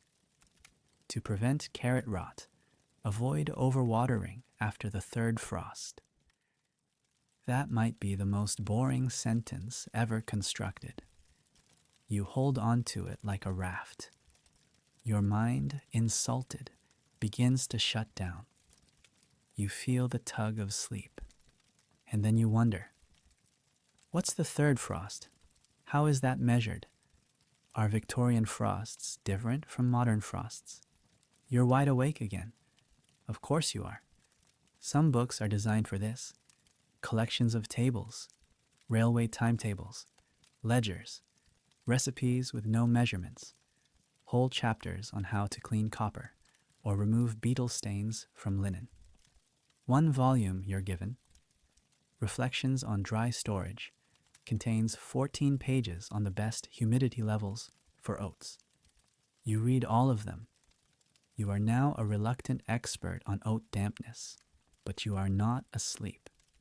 Historians still debate whether these recommendations were practical or performative, whether people genuinely hoped to bore themselves to sleep, or whether the ritual of pretending to be bored served as a calming routine. You find yourself doing both. You don't expect the content to help. You just need something repetitive, non-threatening, slow. Something to drag your racing thoughts into a shallower current. You begin to curate your own sleep shelf. Books without characters, pamphlets with tedious lists, a guide to chimney maintenance, an instructional manual for butter churning, a self-published family history filled with names and dates and no context. You rotate them like sleeping pills. On bad nights, you go straight for an index of British fieldweeds. Nothing kills momentum like page after page of dock, broad-leaved, and spurge, petty. It works. Not well. Not consistently, but enough. There are rules, of course. You must read aloud. Silently is too dangerous. Your mind will wander. Aloud, your own voice bores you. You're not supposed to sit up. That's too stimulating. You lie back, holding the book at a strange angle, adjusting the candle so it doesn't scorch your eyebrows. You sound like a student failing to stay awake in church. That's the goal. And then there are the fallback books, the ones recommended by family. A volume of moral essays titled Reflections for the Restless Soul. It's not comforting, it's accusatory. Every chapter ends with a sentence like, "The soul must cease striving and submit to God's will," which somehow feels both preachy and unhelpful at 3 in the morning. You try reading it backward. It doesn't improve. Still, you keep it, because at least it's predictable. Some suggest writing instead of reading. You try that too. You copy recipes, lists, prayers, sentences with no meaning over and over. You fill pages with lines like, "The roof must be patched before the rain returns," as if repetition alone can summon sleep. It doesn't, but it gives you something to do, something other than lie there, blinking at the ceiling and counting regrets. Eventually, you discover your sweet spot. Tax records from 1842. A bound volume, no narrative, no opinions, just endless rows of numbers. Who owned what? Who paid what? How much barley was harvested in Somerset versus Devon? It's perfect. It dulls the senses. Your brain starts slipping. The numbers dance, then blur. Your eyelids droop. You drop the book on your chest. And for a few precious moments, you forget that you're trying. There's something humbling about this. That sleep, which once came unbidden, now requires ritual, sacrifice, and data entry. But you accept it because it works. Sometimes. Not because it's interesting, but because it isn't. In a world full of noise, pressure, and moral diagnosis, boredom has become a blessing. You stop waiting for books to entertain. You start hoping they'll sedate. You judge them not by prose, but by how quickly they make you yawn. You start conversations with, "Have you read this one? It put me out in 5 pages." Sleep becomes the only critic that matters. And in that quiet, strange world between consciousness and oblivion, the dullest book becomes your dearest friend. Tonight, you're experimenting with angles, not metaphors, not philosophy, literal angles. You've been told by your neighbor's aunt, who once read a pamphlet from a sea captain's sister, that the position of your bed might be the reason you're not sleeping. Not your worries, not the food, not the endless tick of the clock or the weight of moral failure. It's the orientation of your mattress. Your pillow is too high or too low, or facing the wrong celestial body. So you drag the bed a few inches to the left. You raise the head slightly with a brick. You flip the pillow and turn it crosswise, hoping the stars will finally approve. Victorians were obsessed with spatial harmony, and sleep was no exception. There were entire books dedicated to the geometry of rest. Some claimed sleeping with your head to the north aligned your blood with the magnetic currents of the earth. Others insisted east was better because it matched the direction of sunrise, which symbolized rebirth. South was considered too stimulating. West made dreams melancholy. You try each direction over the course of a week. The results are inconclusive, except that you're getting very good at rotating furniture in the dark. Then there's the matter of the pillow. Some say it should be soft. Others say firm. You read that a sloping pillow discourages racing thoughts by tilting the mind downward. Another expert suggests 2 pillows of uneven density, one to cradle the head, one to support the neck, forming a cognitive cradle. You try this. It feels like you're being judged by upholstery. You flip the pillows. You punch them. You stack them in odd shapes. At one point, you rest your head on a folded coat. It doesn't help, but it does make you wonder if coats are secretly more supportive than your own mattress. Speaking of mattresses, the Victorians had opinions. Straw was too noisy. Horsehair was too prickly. Cotton was too soft. Down was too luxurious and encouraged sloth. Some believed that firm bedding kept the soul alert, while others said that discomfort interrupted the body's natural flow of sleep energy. You try placing boards under your mattress to simulate a firmer surface. Your back protests. Your hips protest louder. You remove the boards. You try again the next night. Historians still debate whether any of this had measurable benefits, or if it was just another example of humans wrestling with nature using furniture and desperation. And then, one evening, you read about the lunar theory. According to this school of thought, your pillow should be flipped every 4 nights, synchronized with the moon's phases. Waxing moon, softer side. Waning moon, firmer side. Full moon, no pillow at all. You follow the instructions meticulously. You chart the moon. You create a pillow flipping calendar. You forget to tell anyone else, so your housemates assume you've developed a vendetta against sleep hygiene. But you persist. Because if there's one thing Victorians respected, it was commitment to routine, no matter how absurd. You also begin to observe the pillow itself.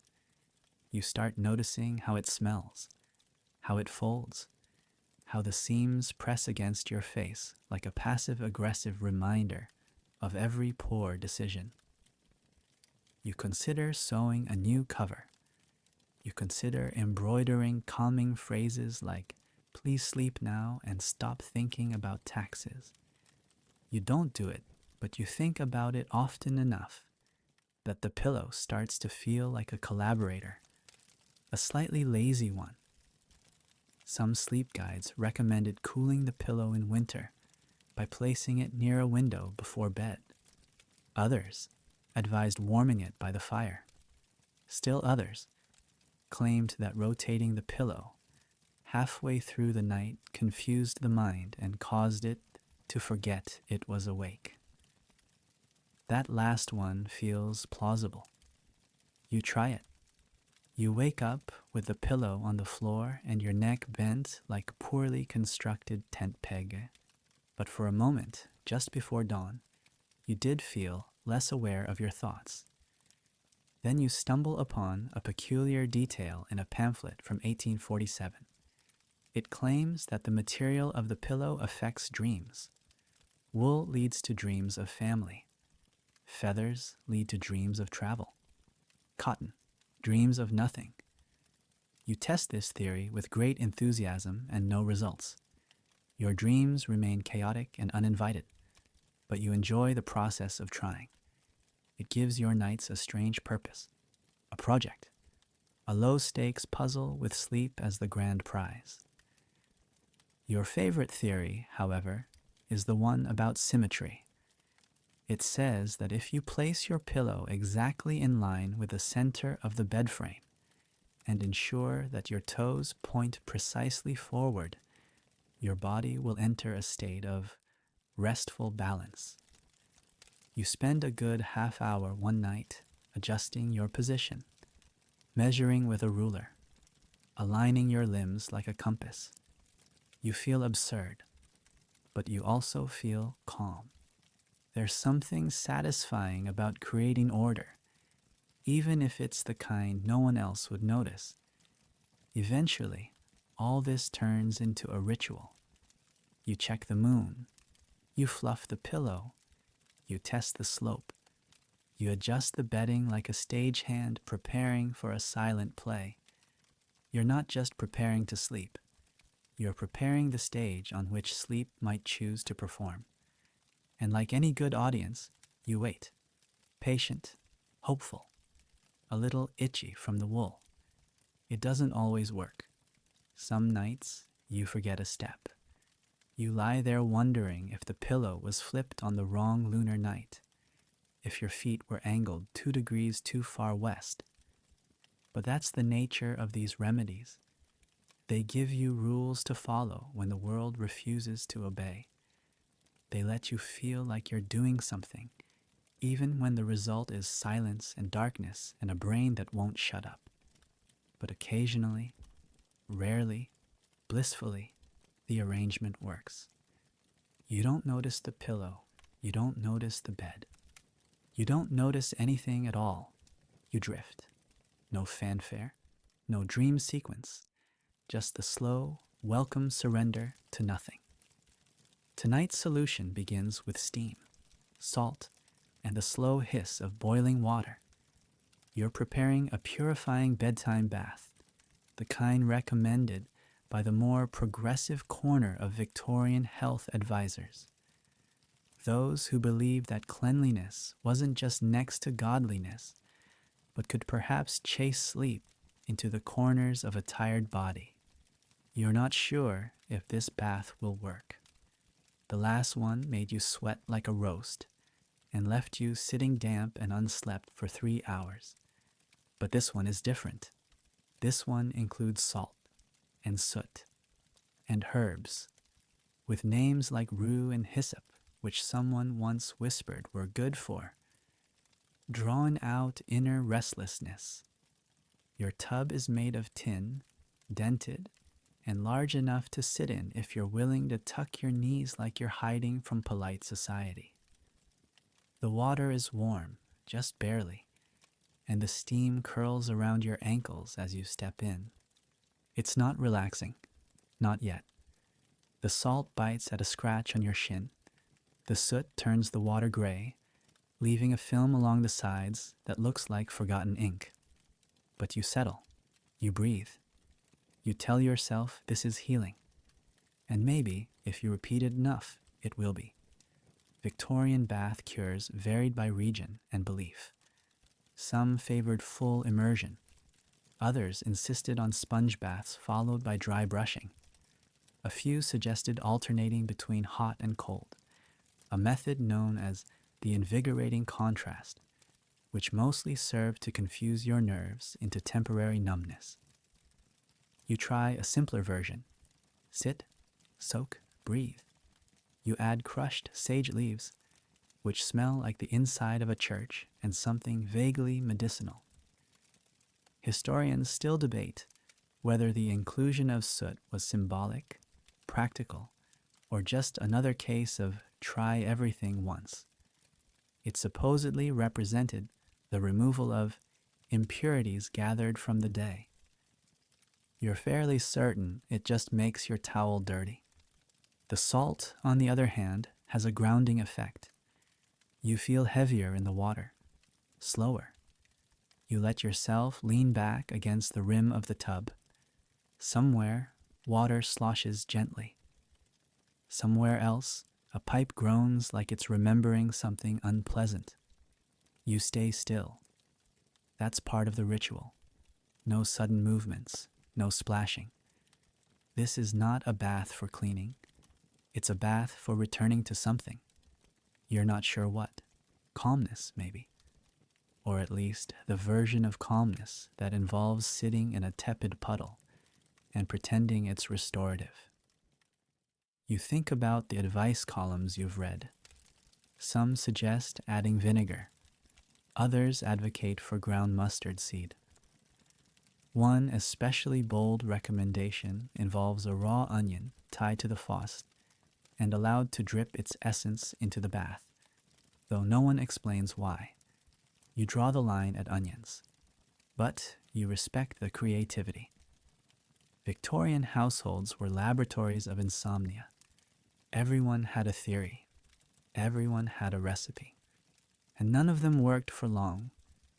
You recall a story from a neighbor who swears by soot collected from a church chimney. Holier, somehow. She mixes it with rose water and claims it grants her the kind of sleep poets envy. You're skeptical, but you try it anyway. Your bathroom smells like a cathedral caught fire inside a florist's shop. You soak until your fingertips wrinkle. You whisper a quiet hope into the steam. Nothing happens. Still, you persist. The ritual continues. After the bath, you're supposed to wrap yourself in a thick blanket and sit by an open window. The cool air seals the treatment, apparently. You don't question it. You sit. Damp, salt-speckled. A little cleaner, maybe. A little heavier. Your skin smells like sage and wood smoke. Your mind still races, but your limbs are slower. That's something. Others went further. They followed baths with foot soaks in mustard water, or with wrapping their heads in cloth soaked in peppermint tea. Some drank warm beer with nutmeg. One woman claimed to rub goose grease on her chest and sit under a quilt until the warmth charmed the devil of wakefulness away.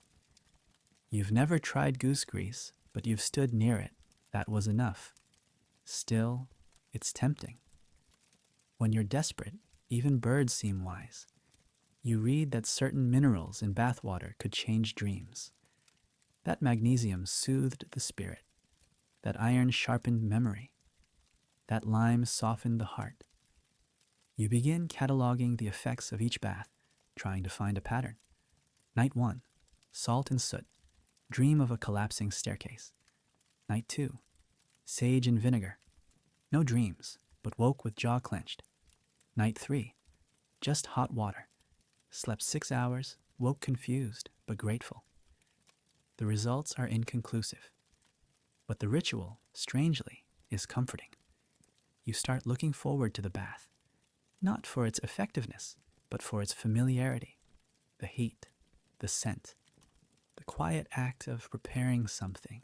It gives shape to your evening. Structure, like a line drawn between the day's noise and the night's longing.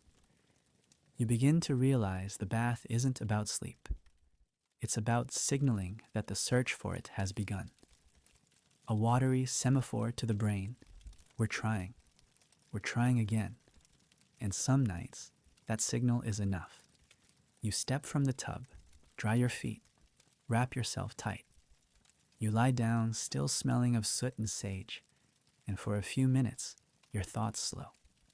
You think not of what you didn't finish, or what tomorrow requires, but of water, of steam, of the way heat lingers in the hollows behind your knees.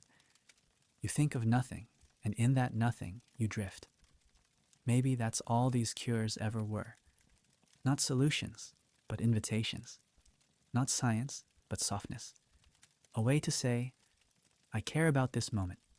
I am worthy of rest. You don't sleep deeply, but you sleep. For now, that's enough.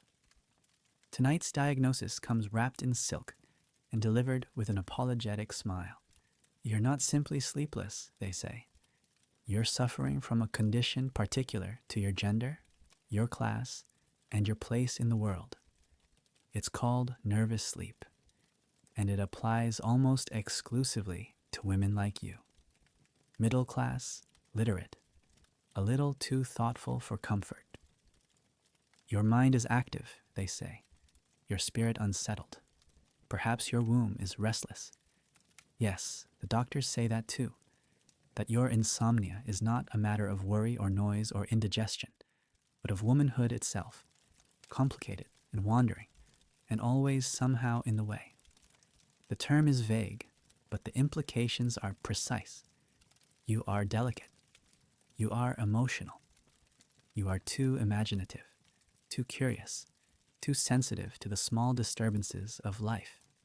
Historians still debate whether nervous sleep was a diagnosis designed to help women or to keep them quiet. What's clear is that once you are labeled with it, your nights are no longer entirely your own. They belong to treatment, to scrutiny, to the endless rotation of suggested cures that assume your sleeplessness is a feminine flaw, not a human condition. You're prescribed rest, but not sleep. You're told to lie down during the day, to avoid vigorous reading, to take short walks in the garden, avoiding any exertion that might excite your system. You are not to write letters past dusk. You are certainly not to engage in debates or listen to music with rising tempos. Your world is meant to be soft, cushioned, quiet. A world designed not to stimulate, but to stifle. You sit in a room with heavy curtains and thick carpets, a room arranged for recovery, but not for life. The clock ticks softly. The fireplace is rarely lit. You are told to take warm milk and cod liver oil, to avoid all fruit that is too brightly colored. You wonder what color has to do with sleep. No one explains. You stop asking questions. Some women are sent to sanatoriums, rest homes, quiet seaside cottages staffed by nurses with calm hands and voices like boiled linen. There, they are given diets, schedules, and long hours of enforced silence. They are weighed weekly, measured for progress in stillness. Some return home with a little more peace. Others return no different at all. But the appearance of treatment is enough to assure families that something is being done. You're lucky or unlucky enough to be treated at home. Your family tiptoes around you. They speak in hushed tones. They bring you books with titles like Evening Meditations for Sensitive Minds. They mean well, but the message is clear. You are no longer expected to engage with the world. You are expected to recover, quietly, obediently, and most of all, gratefully. You try, you really do. You follow the rules. You avoid sugar. You eat boiled eggs and weak broth. You take lukewarm baths. You listen to sermons that make you feel like the furniture has more excitement than your spirit ever will. You lie in bed and think about lying in bed. You stare at the ceiling and try not to feel anything at all, because feeling, they say, is what made you sick. Eventually, someone recommends electrotherapy, a mild current applied to the temples or spine. It is supposed to stimulate the nervous system just enough to reset it. You agree. What else can you do? The sensation is sharp but brief, like being pinched by invisible fingers. You pretend it helps. The doctor seems pleased. You are told you are making progress. No one asks how you feel, only whether you slept. Other treatments include massage, applied daily to the hands and feet, always by a professional, always accompanied by a lecture on the virtues of compliance. You nod. You thank them. You let them press the tension from your skin while the real tension, the kind that lives in your bones, remains untouched. You are learning that wellness in this world is a performance. And then there's the worst remedy of all, nothing. Just waiting. Just the endless dusk of treatment without improvement. You begin to feel invisible, like a portrait that's been hung in a hallway no one uses anymore. You look well, you act calm, but you are not sleeping. You are simply growing quiet in your exhaustion. Some women rebel. They write, they paint, they sneak novels under their pillows and read by candlelight until their eyes blur. One keeps a diary of her sleepless thoughts, calling it her second life. Another teaches herself Latin, because if she can't sleep, she might as well learn to curse in an ancient tongue. These small rebellions do not cure insomnia, but they preserve identity. They say, I am more than my symptoms. You are not quite so bold, but you do begin to walk farther in the garden. You do not always stop reading when the sun sets. You write letters you do not send. You think about what it means to be nervous and who decided that nerves are a woman's burden to bear. You start to suspect that maybe the problem isn't you. Maybe the world is simply not built for women who think at night. Sleep does not return easily, but you learn to make peace with its absence. You stop measuring your worth by how quickly you fall asleep. You begin to value other things, your quiet thoughts, your small rebellions, the way the moonlight looks through lace curtains at 3 a.m. You are still tired, but you are no longer ashamed. In time, you discover that insomnia can be a companion, not a welcome one, but a consistent one. It teaches you patience. It teaches you attention. And sometimes, on the gentlest nights, it teaches you how to rest without sleeping, how to find stillness in motion, how to live in the hush between dusk and dawn without fearing the silence. Tonight, you're preparing to ride. Not for adventure, not for errands, not even for the sake of going anywhere in particular, but because someone has told you that motion, specifically the rhythmic jostling of a horse, might be the key to restoring your fractured sleep.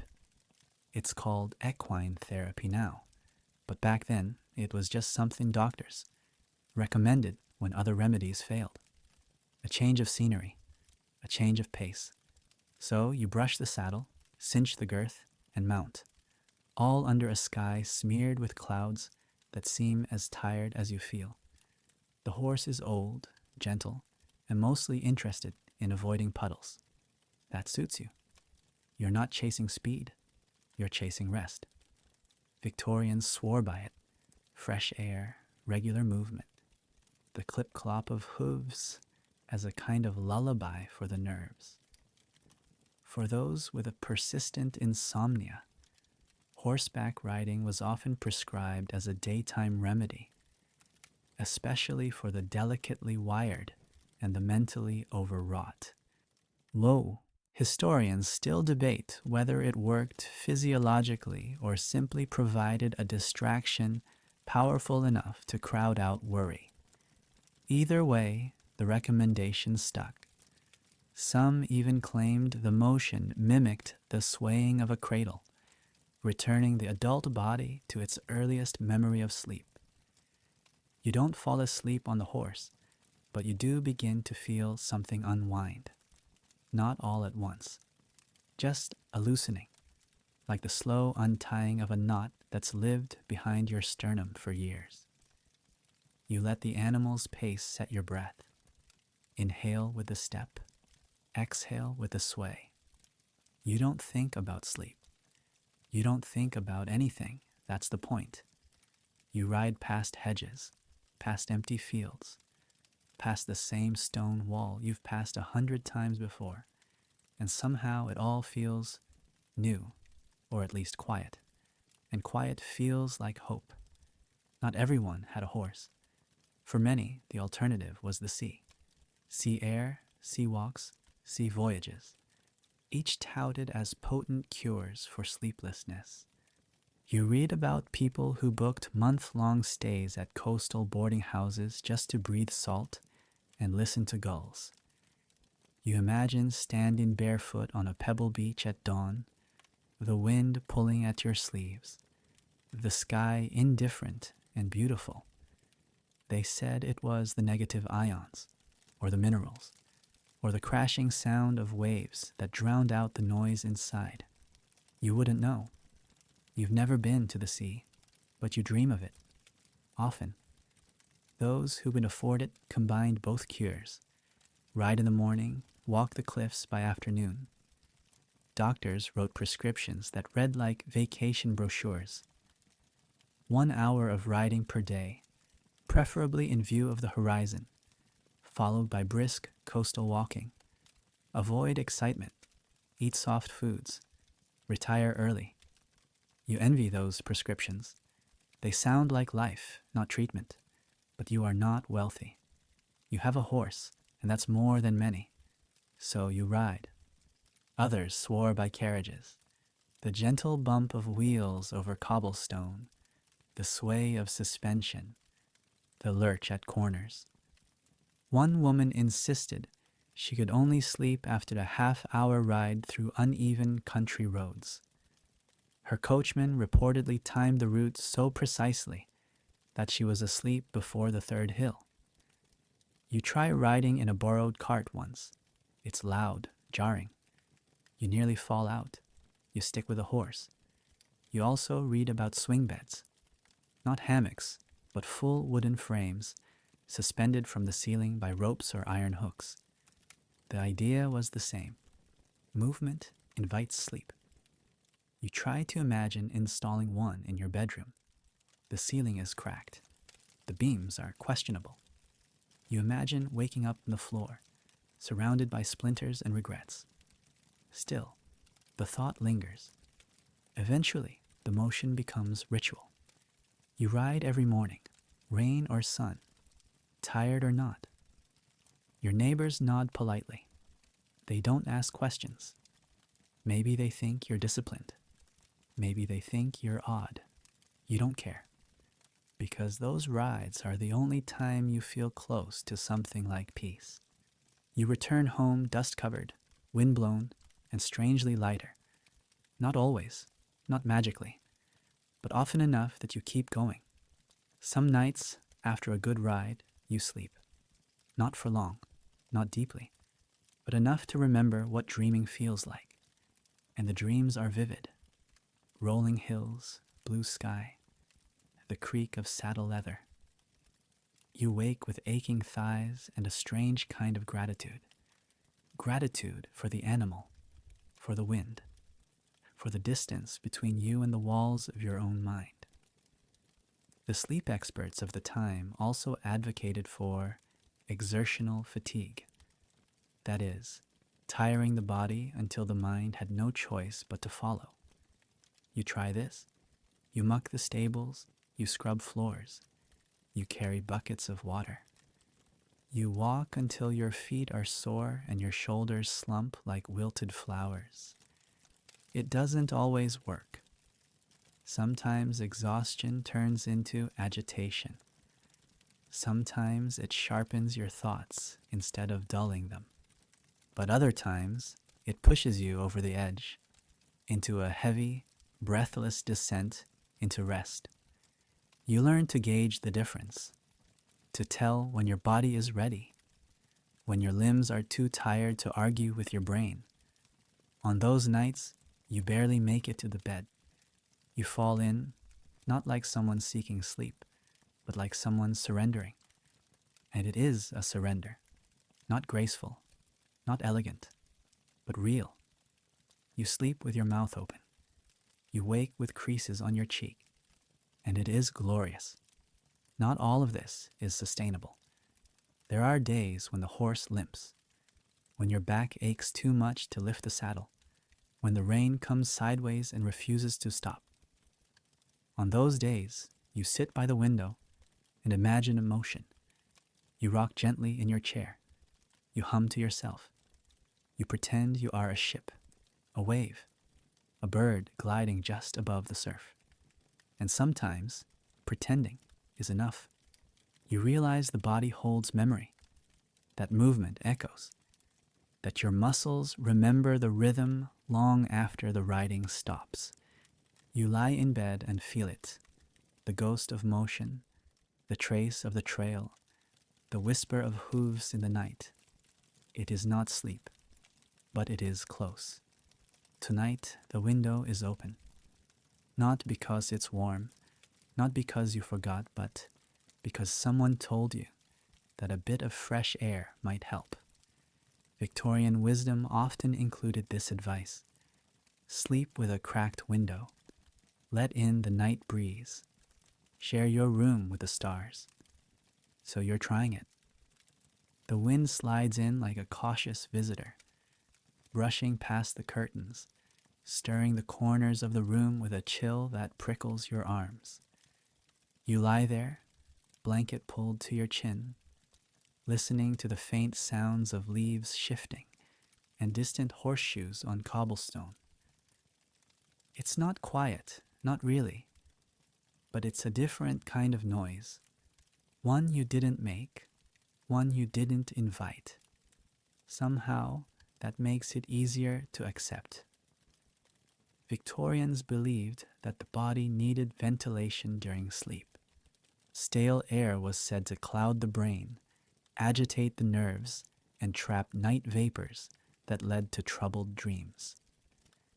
Historians still debate whether this was based on real observation or just another theory invented to explain the unexplained.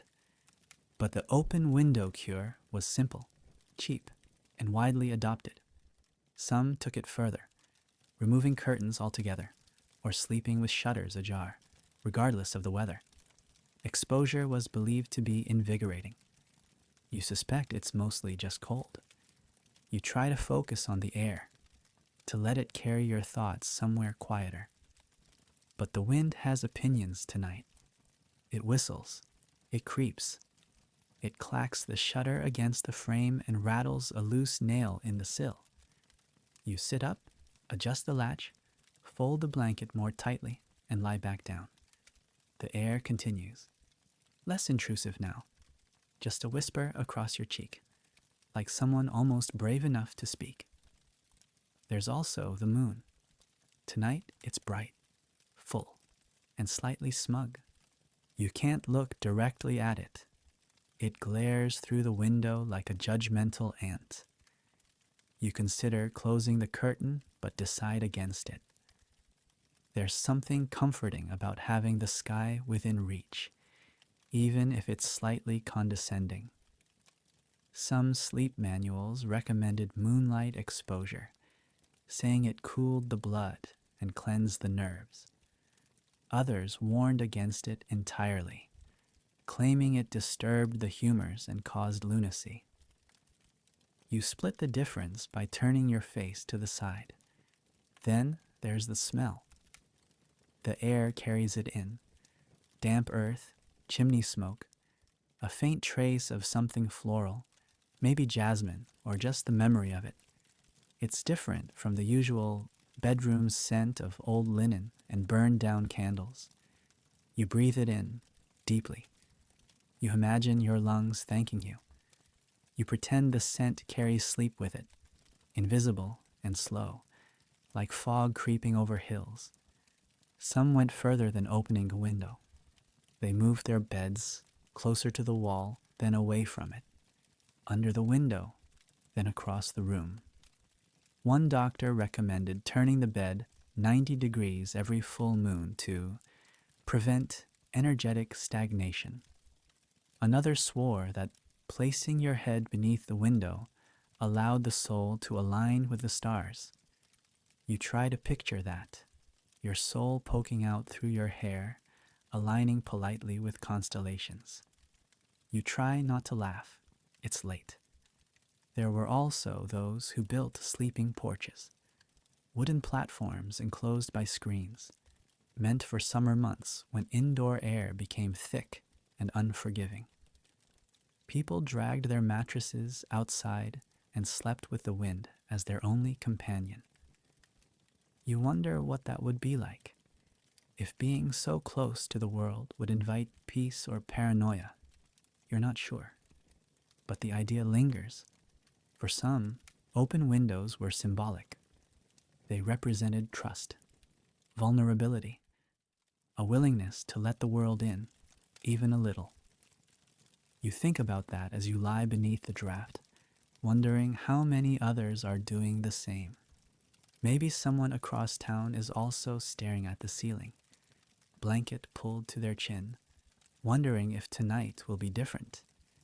Maybe sleep is more communal than you thought, a secret pact between strangers and sky. Of course, there were risks. Exposure to cold, to noise, to unexpected visitors, both the feathered and four-legged kind. One pamphlet warned of window dreams, hallucinations said to arise from sleeping too near the open night, shadows mistaken for phantoms, whispers invented by restless ears. You understand the warning.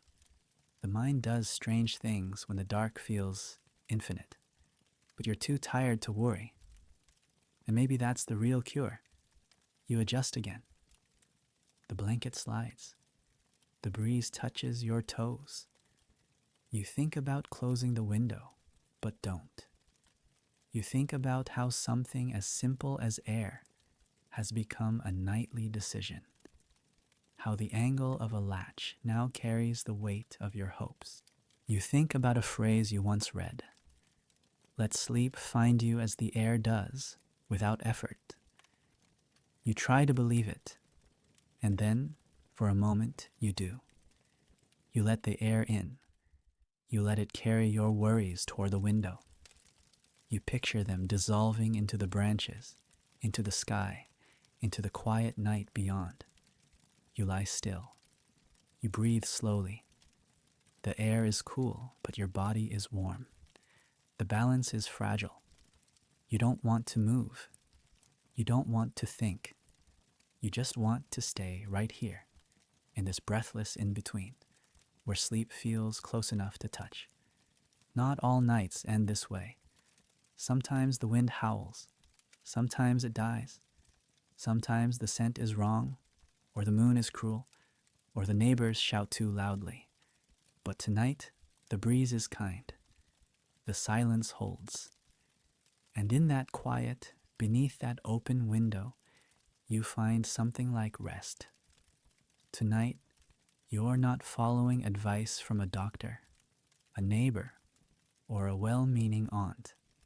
Tonight's attempt at sleep comes courtesy of a small advert clipped from the corner of the Leeds Weekly Post, tucked between news of a prize-winning pumpkin and a traveling dentist.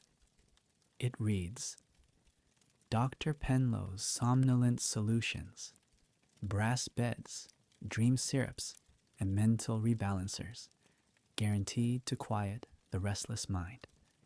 You stare at it for a long time, not because you believe it, but because the phrase mental rebalancer is so beautifully vague, you almost want to wear it on a badge. You tear it out and keep it in your nightstand, because tonight you are exploring the business of selling sleep. The Victorian era was a golden age of insomnia commerce. If there was a symptom, someone had a solution. And sleep, so slippery, so vital, so often elusive, became the subject of an entire cottage industry. Pillows, beds, drinks, blankets, oils, masks, caps, boots, breathing tubes, scented charms, herbal packets, and more. Each one promising something gentle and immediate. You collect them, not all at once, but over time. A bottle here, a sachet there, a pillow from a market stall, a syrup from a traveling salesman, each with its own label, its own font, its own little lie dressed as hope. You start with a syrup. It's thick, brown, smells like burnt sugar and licorice. The instructions are printed in a typeface that suggests confidence but lacks clarity. Take 1 tablespoon when thoughts are loud. You do. The taste lingers. It doesn't do much for sleep, but your mouth feels preoccupied. That's something. Historians still debate how many of these tonics contained actual sedatives and how many were just molasses and coloring. Either way, people bought them because sleep is hard to fake, but belief is not. Next comes the bed, or more precisely, the bed frame, a gleaming brass structure advertised as the sleep system of the future. You don't have the future, but you do have secondhand brass, slightly tarnished, with a creaky joint on the left foot. You polish it anyway, because the idea matters. The suggestion that a better bed might mean better rest, that if your spine aligns, maybe your thoughts will too. You make the bed carefully. Crisp sheets, folded blanket, sachet under the pillow. You lie down and wait. The brass doesn't speak, but it gleams. And sometimes, when the candle flickers just right, it looks like it's glowing with something just shy of magic. You move on to oils. They come in tiny glass vials, corked and labeled with names like Lull, Murmur, and Still. You dab them on your wrists, your temples, the corners of your pillow. The room smells like a spice drawer trapped in a thunderstorm, but it's pleasant. You breathe. You imagine the oils sinking into your skin, whispering to your nerves. Rest, they say. Not yet, your mind replies. But the conversation is softer than usual. And then there are the physical tools. Weighted blankets filled with sand, gloves meant to quiet the fingers. One package includes a velvet eye mask with a tiny pocket for rose petals. You try them all. The blanket is too warm. The gloves make your hands itch. The mask feels like a small, polite animal is trying to kiss your face, but you persist. Because sleep has become a ritual, a process, a nightly performance that must be rehearsed, even if the applause never comes. You try the mental rebalancer next. It's a small booklet, not a machine. Inside, it instructs you to visualize your thoughts as marbles in a bowl. Each marble, it says, represents a concern. Remove them, one at a time, with your breath. You lie in bed, eyes closed, breathing out worries in spherical form. It's ridiculous, but it's also structured. You find that you fall asleep halfway through the second marble. You wake at 4. But you did sleep. A little. You begin to notice that the products aren't really solving anything. They're not designed to. They're promises you make to yourself. Each one says, I am trying. And sometimes, trying is enough. Sometimes, trying is all there is. The people who sell these things know that. They don't promise deep sleep or long sleep, or even real sleep. They promise effort, participation. They say, you deserve rest, and then they charge you a shilling for the privilege. It's manipulative, maybe, but it's also kind in a strange way. Because in a world that often tells you to toughen up or stop complaining, a little bottle labeled stillness feels like someone offering a hand. You keep buying, slowly, selectively. You now own a drawer full of objects that sparkle with potential. You rotate them in and out like talismans. You grow fond of some. Others you gift to friends, quietly, without comment. You never say, this worked for me. You say, it might help. Because the help is never in the item. It's in the act of believing. Some nights, you light a candle that smells like lavender and iron. You sip a syrup. You place a rose-scented bead under your tongue. You lie in your brass bed, surrounded by tools and trinkets. And for a moment, you feel like a scientist of your own insomnia, charting progress, testing variables, hoping for a breakthrough. And when sleep finally comes, sudden, uneven, brief, it feels earned, not because of the product, but because of the persistence. You wonder what future generations will think of all this, of your drawer of oils, your brass bed, your little booklet about marble thoughts. You imagine them laughing, or worse, understanding, because the business of sleep is older than science, older than medicine. It is the business of longing, of asking the night for mercy, of wrapping your hope in cotton and cork and brass. Tonight, you try a new item, a wax tablet with a lullaby etched in Latin. You can't read it. You don't need to. You run your fingers over the carved lines, pretend you understand. The room is quiet. The air smells like memory. You close your eyes, and you wait. Tonight's remedy doesn't come from a bottle or a blanket. It doesn't require a horse or a tub or a precisely folded pillow. Tonight's cure is invisible, intangible, and, as some would say, highly suspicious. It's hypnosis, or, as it was more often called in your time, mesmerism. The process of inducing sleep by focusing the mind, quieting the senses, and surrendering control to another person's will. You have your doubts. Everyone does. Some say it's nonsense, others call it dangerous. A few claim it saved their sanity. But when you haven't slept properly in weeks, doubt becomes a luxury, and curiosity starts to look like courage. Your practitioner is soft-spoken, clean-shaven, and dressed in a coat that smells faintly of mothballs and cloves. He doesn't call himself a doctor. He calls himself a guide. His office is dimly lit, heavy with the scent of beeswax and camphor. There is a chair, a small desk, a curtain that never quite closes. You sit, uneasy but hopeful. He asks you to close your eyes, to breathe slowly, to listen not with your ears, but with your thoughts. He begins speaking in a tone that falls somewhere between sermon and lullaby. He tells you that your limbs are heavy, that your breath is deep, that your mind is safe and floating and ready to let go. You don't believe him, not entirely, but you listen, you try, and that's enough. Historians still debate whether mesmerism worked because of suggestion or simply because it gave people a reason to lie still and pretend. Either way, it's working a little. Your muscles soften, your thoughts quiet. You aren't asleep, but you're closer. He asks you to picture a staircase, 10 steps, each one leading deeper into calm. You imagine it, stone steps, worn smooth, winding downward into a place with no clocks, no voices, no lists of unfinished tasks.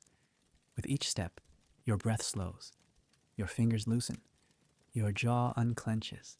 It feels theatrical. It also feels nice. Victorian society never fully embraced mesmerism. Some saw it as quackery. Others feared it would allow strangers to control their minds.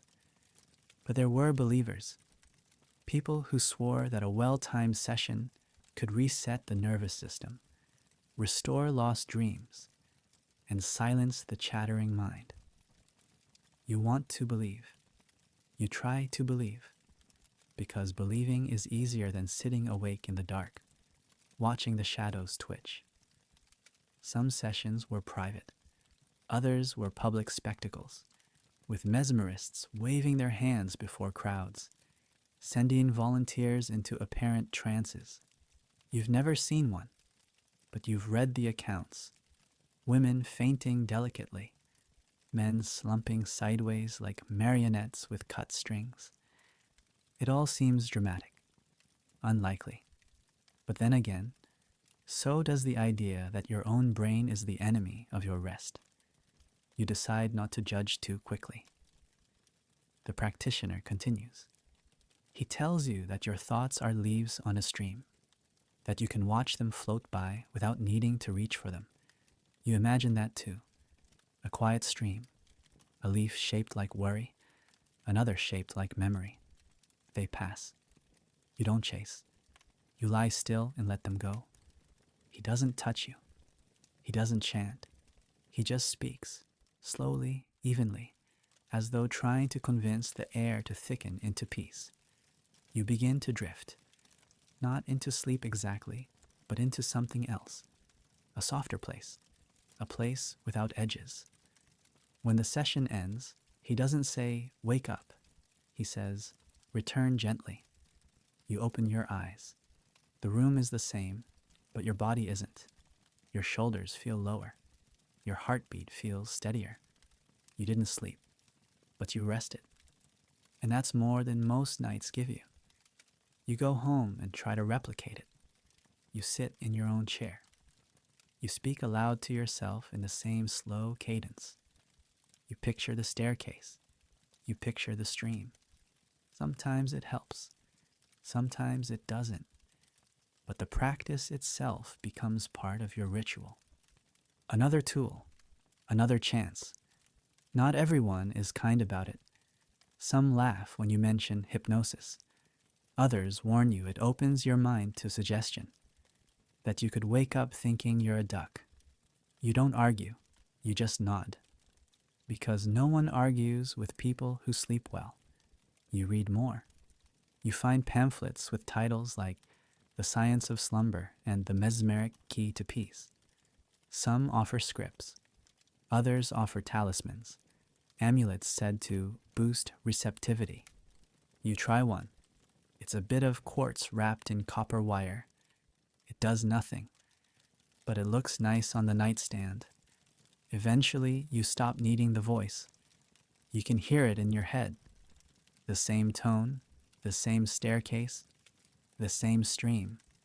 You don't always fall asleep, but you always fall away from tension, from thought, from the clatter of your own mind. You begin to think that's the real gift of hypnosis. Not unconsciousness, but separation. It gives you permission to pause, to be still without trying, to feel your body without demanding it perform. You stop asking whether it's real, whether it's proven, whether it's respectable. You just do it because it helps, because it gives your brain a rhythm to follow, because it fills the room with something softer than silence. And on nights when it works, really works, you fall asleep mid-staircase. You don't remember reaching the bottom. You don't remember the stream. You remember waking, warm and disoriented, with the window open and the light changed. You remember sleep like an unexpected kindness, not earned, not engineered, just received. Tonight, your bed becomes a battlefield, but not because of your thoughts or the usual ache behind your eyes. No, this time it's your sheets. the very fabric meant to comfort you, turning against you with a slow, patient betrayal of discomfort. They itch, they twist, they gather like gossip in all the wrong places. One corner won't stay tucked, the other feels too tight. The fabric bunches beneath your knees and pulls across your shoulder like a stubborn child. It's not dramatic, not painful. It's just wrong. Subtly, constantly wrong. So you sit up and start again. You smooth the sheet, tuck the corners, fluff the pillow, try to align the top seam with the mattress edge. You lie back down. It's worse. The sheet is warmer now, somehow heavier. You kick it off. Cold air rushes over your legs. You pull it back. It fights. This is the night's rhythm now. On, off, fold, twist, sigh. You're not awake because you're anxious. You're awake because the cotton won't let you go. Victorians took bedding seriously. There were rules. Linen in summer, flannel in winter, sheets washed with lye and blued with indigo to achieve that clean, pale hue. Pillows must be plump but not boastful, blankets heavy but not stifling, feather beds beaten with willow switches to restore their loft. You try to follow the rules. Your linen is clean, your blankets aligned. Your pillowcase smells faintly of lavender and starch, but none of it matters. Tonight, your skin can feel every wrinkle. Every fold is an accusation. Historians still debate whether this obsession with bedmaking was about hygiene, comfort, or the illusion of control. Perhaps it was all three. A perfectly made bed was a symbol of order, of discipline, of readiness. But sleep isn't impressed by symbols. Sleep arrives when it wants. And tonight, it's clearly unimpressed. You rise, you strip the bed entirely. You remake it from scratch. Mattress pad, bottom sheet, top sheet, blanket, quilt, pillow. You do it slowly, deliberately, like a ritual. You fold the corners with soldierly precision. You smooth the top sheet until it lies flat as water. You whisper to yourself that this time it will be right. This time, your body will find the magic shape that unlocks unconsciousness. You lie down, still, quiet. The sheet clings. The pillow's too high. You turn. It creases under your hip. You flip the pillow. It's damp now from your own frustrated breath. You begin to suspect the bed is gaslighting you. Some guides from the time recommended sewing small stitches into the sheets, placeholders for the body, a stitch for the neck, one for the knee, a tiny thread cross where the heel should rest. This was supposed to reassure the body, to remind it of its place. You try this, using a bit of red thread and a needle from the kitchen drawer. It helps, a little. At least it gives you something to do besides think. Others swore by layering, sheet, blanket, sheet again. The idea was to confuse the skin, keep it guessing. A distracted body is a sleepy body, they said. You try this too. It feels like being wrapped by an indecisive ghost. You sweat, then shiver, then sweat again. Then there's the idea of weight. A heavier blanket, they said, could press the worries out of you, like a hand on the chest, like being tucked in by the world. You find a quilt in the closet, old, heavy, filled with some mysterious stuffing that crinkles when folded. You lay it over yourself like armor. It presses down. It smothers a little. It also helps. You feel slower, anchored. But comfort is a moving target. What works one night won't work the next. You rotate between blankets. Fold the edge of the top sheet over the quilt. Create a cocoon. Then open it halfway because your feet are too warm. Then regret it. Then try again. Your body becomes hyper-aware. You feel the seam running across your calf. The way the blanket brushes your ear. the slightly damp spot where your hand was. Everything is loud. Fabric loud, texture loud. You remember a line from a guidebook. If one is aware of one's bedding, the bedding has failed. You wonder if the author ever actually tried to sleep. You consider sleeping without sheets, just the mattress and a thin throw. It feels rebellious. You try it. It also feels like lying inside a sock. Not terrible, but not better. You return the sheets. Fold them more carefully this time. Apologize aloud, just in case. You think about thread counts, though you're not sure what they mean. You imagine a count so high the sheets become invisible. You'd float on them, through them, beyond them. That sounds nice. You settle for your current count, whatever it is.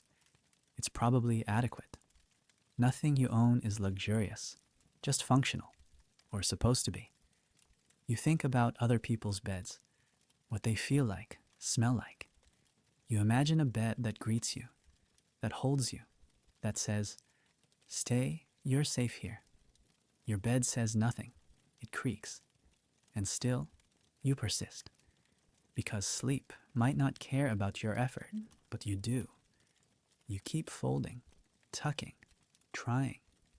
You believe somehow that the right combination exists, that there is a single arrangement of fabric and limbs and breath that will unlock the door, that if you're careful enough, if you smooth the sheet just so, it will open. And sometimes it does. Sometimes, after the last adjustment, your body sighs, your skin quiets, the pillow forgets to push, the blanket stops shifting, and in that perfect, forgettable stillness, you slip under. Tonight's cure isn't herbal, mineral, physical, or hypnotic. It's mathematical. Arithmetic, to be precise. Numbers instead of prayers. Sequences instead of potions. You've read about this in a small booklet tucked inside an envelope of patent medicine samples.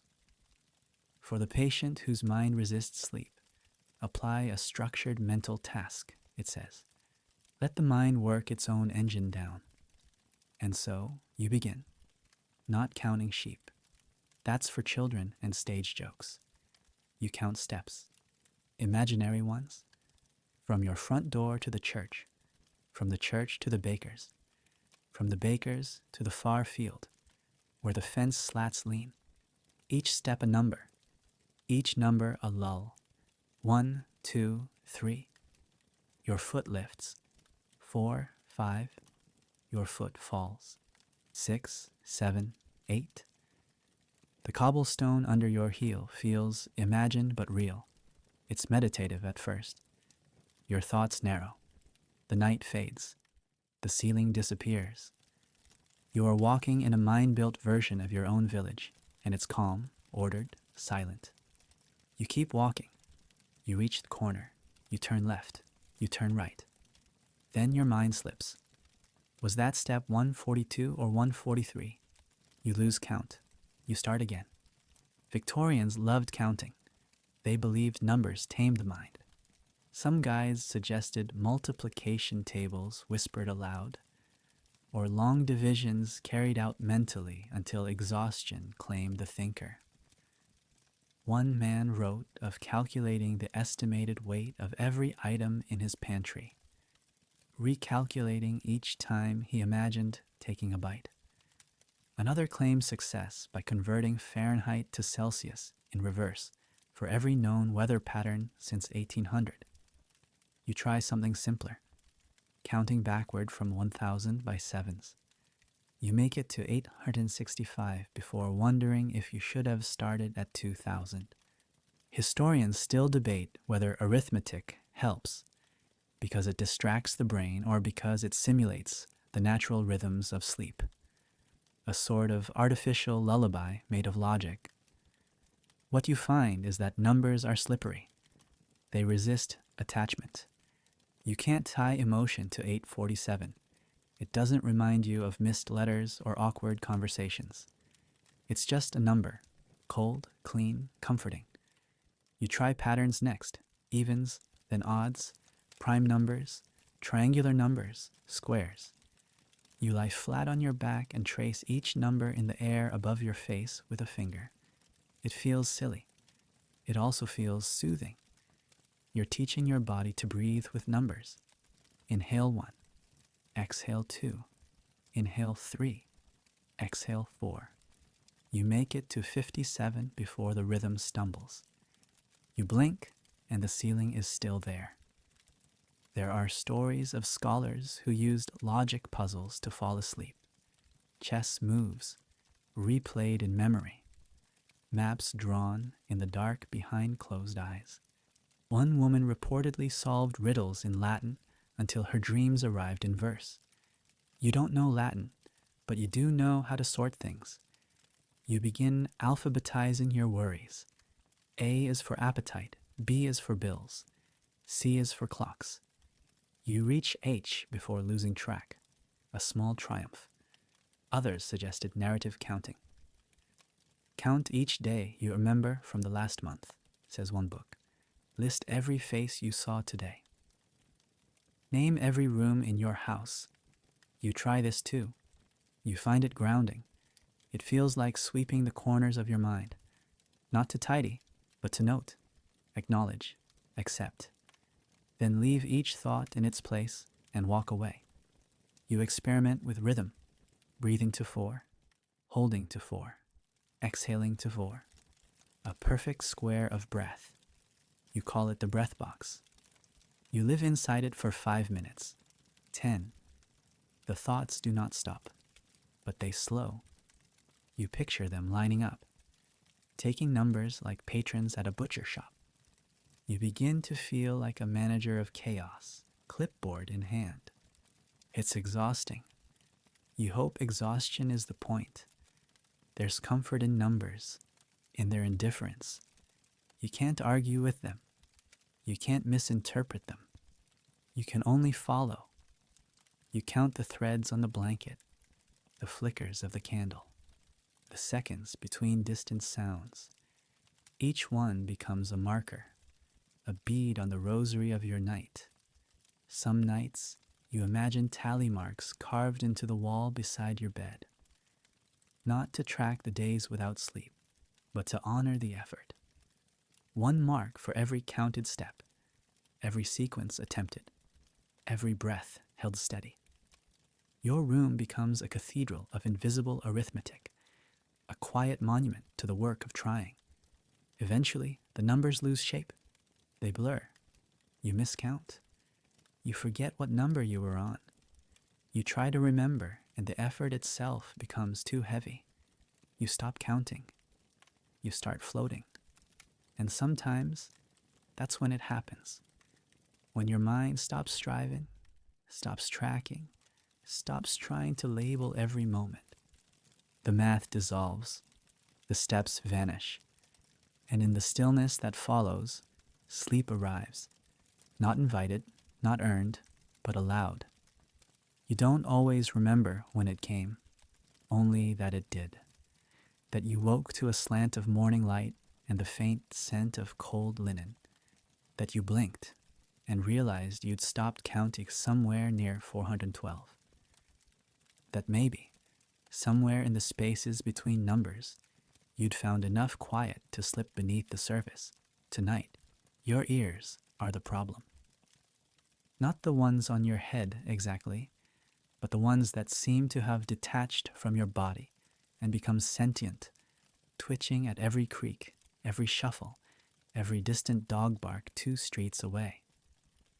You don't remember them being this alert, but now they seem to exist solely to remind you that everything has a sound. The house breathes, the pipes hum, the wind tickles the shutters.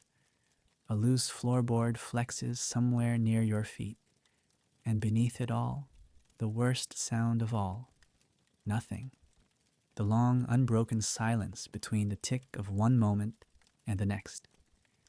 The kind of silence that bends the mind inward like a tunnel with no end. Victorian advice on auditory intrusion, was inconsistent. Some insisted on total silence, equating sound with sin, claiming that only the guilty require noise to lull them to innocence. Others favored ambient distractions, a ticking clock, the crackle of firewood, the soft hissing of sand in a slowly tilting hourglass. Historians still debate whether silence soothed more than it haunted, but they agree on this. The night was not truly quiet, not ever.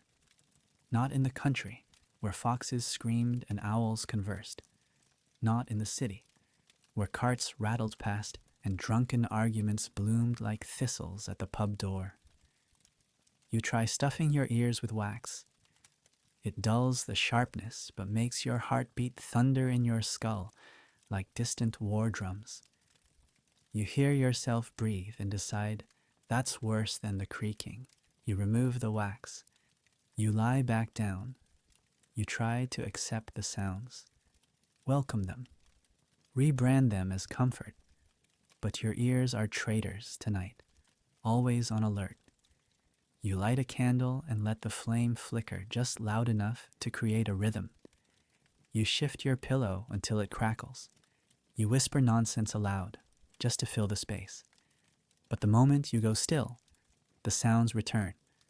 The ones outside, the ones inside, the house, the night, the mind. One pamphlet suggests filling your ears with oil, warm, lavender infused, to calm both nerve and drum. You try olive oil. It's uncomfortable. Your ear feels full, like it's remembering something it would rather forget. You wait. You breathe. It doesn't help. You clean it out and mutter apologies to no one in particular. Another remedy involves sleeping beside a fountain or bowl of dripping water. A steady drop, it says, encourages the mind to follow down into stillness. You set up a jar and a spoon and attempt to rig your own fountain using a damp cloth and gravity. It drips, not rhythmically, just enough to be maddening. You dismantle it and return to silence, which now seems less malicious by comparison. Eventually, you try the last resort remedy, white noise, not the electrical hum of modernity, but its analog ancestors. A seashell, a rolled scroll of paper held close to the ear, the rush of wind filtered through the chimney flue. You lie in bed, eyes closed, listening to the whisper of a folded fan opened and closed by hand. It's absurd. It's also oddly comforting. Some used music, low, slow songs played on zithers or violins, or even hummed by handmaids behind the door. The goal was not melody, but motion, a sound to carry the thoughts gently, slowly, somewhere farther away. You hum to yourself, tuneless, soft, breathy. The sound curls in your throat and dies on your tongue. It's enough. Victorians often made devices to help. Tin cones that directed sound into the pillow. Hollow tubes worn like a bonnet to channel the air's hush directly to the ears. One gentleman patented a dream funnel, which allowed whispered phrases to be transmitted through rubber tubing from another room, as if sleep could be summoned like a butler. You imagine the setup. Wonder if the phrase, "You are very tired," would help or simply make you laugh in the dark. And then there are the spoken rituals, words whispered over and over. Phrases like, "Rest now," "It's all right," "Let it go." Not because the words mean anything, but because the voice does. The cadence, the presence, the idea that you're not alone in your fight with the dark. You try it. You whisper to yourself. You say things your mind needs to hear. You've done enough. There is nothing to fix right now. Just breathe. Eventually, the sounds begin to change. Not disappear. Just blur. The floorboard creaks, but it feels farther. The wind taps, but it's polite now. The silence stretches, but no longer threatens. Your ears haven't stopped listening, but they've stopped panicking, and maybe that's all you needed. You turn your head. The pillow shifts. The room adjusts. The breath in your chest softens. You hear the world, but not as an enemy, as a lullaby made of wood and wind and the occasional sigh of your own resistance. Sleep doesn't come in triumph. It comes in quiet agreement, an understanding between you and the air. I won't fight you if you don't fight me. And so your ears surrender, finally. And behind them, the rest of you follows. Tonight, your thoughts won't settle because your stomach won't settle. It's not hunger. It's not pain. It's something in between. That heavy, restless churn that arrives when you've tried too many things and none of them worked. It isn't about food, not really. But tonight your sleep might depend on what you do with the strange unease resting behind your ribs. So you light a lamp and shuffle to the kitchen. Not for a meal, just for something. Something to signal to your body that night has a ritual, and the ritual has meaning. Victorians believed deeply in nighttime nourishment. A light repast before bed was thought to settle the spirits and encourage internal quietude. Historians still debate whether the practice served a physiological purpose or simply created a sense of control over an uncontrollable night. Either way, the menu was limited. A slice of dry toast, a bit of warm milk, a single biscuit soaked in broth. Anything more was considered reckless, anything less irresponsible. You pour milk into a tin cup, warm it gently over the stove, and stir in a whisper of nutmeg, not for flavor, for tradition. The warmth is immediate. The taste is bland but comforting, like a memory too soft to examine. You sip slowly, each swallow a small truce between body and mind. There's no hunger, just a quieting. You sit at the table and listen to the house settle. A creak here, a soft clink of cooling metal. It's not peace, but it's not war either. There were other remedies, of course. A spoonful of marmalade, a sliver of hard cheese. One lady swore by a single fig soaked in port. Another claimed success with a square of bread spread with goose grease. You try none of these, not tonight. But you think of them. You understand them. They weren't recipes. They were gestures. Ways of telling the body, I am caring for you. Sometimes, that's all the body needs to hear. You read that warm milk worked because of tryptophan, or because it resembled infancy, or because it forced you to slow down. It doesn't matter. You hold the cup between your hands. It radiates heat. It grounds you. You breathe. You drink. You don't expect magic. You just want to stop pacing between your thoughts. Some tried gruel, oatmeal cooked to thinness, sweetened with a bit of honey or molasses. It was meant to be sipped, not eaten, to soothe, not fill. You remember a line from a book. A spoon of gruel soothes more than a bowl of pudding ever could. You never understood it, but now, with a cup cooling between your palms, it begins to make sense. Pudding is celebration. Gruel is mercy. There's also a belief in digestion as a moral act, that those who couldn't sleep must have eaten poorly, or at the wrong hour, or in too much haste. You've tried to follow the rules. No spice, no wine, no large meals after 6.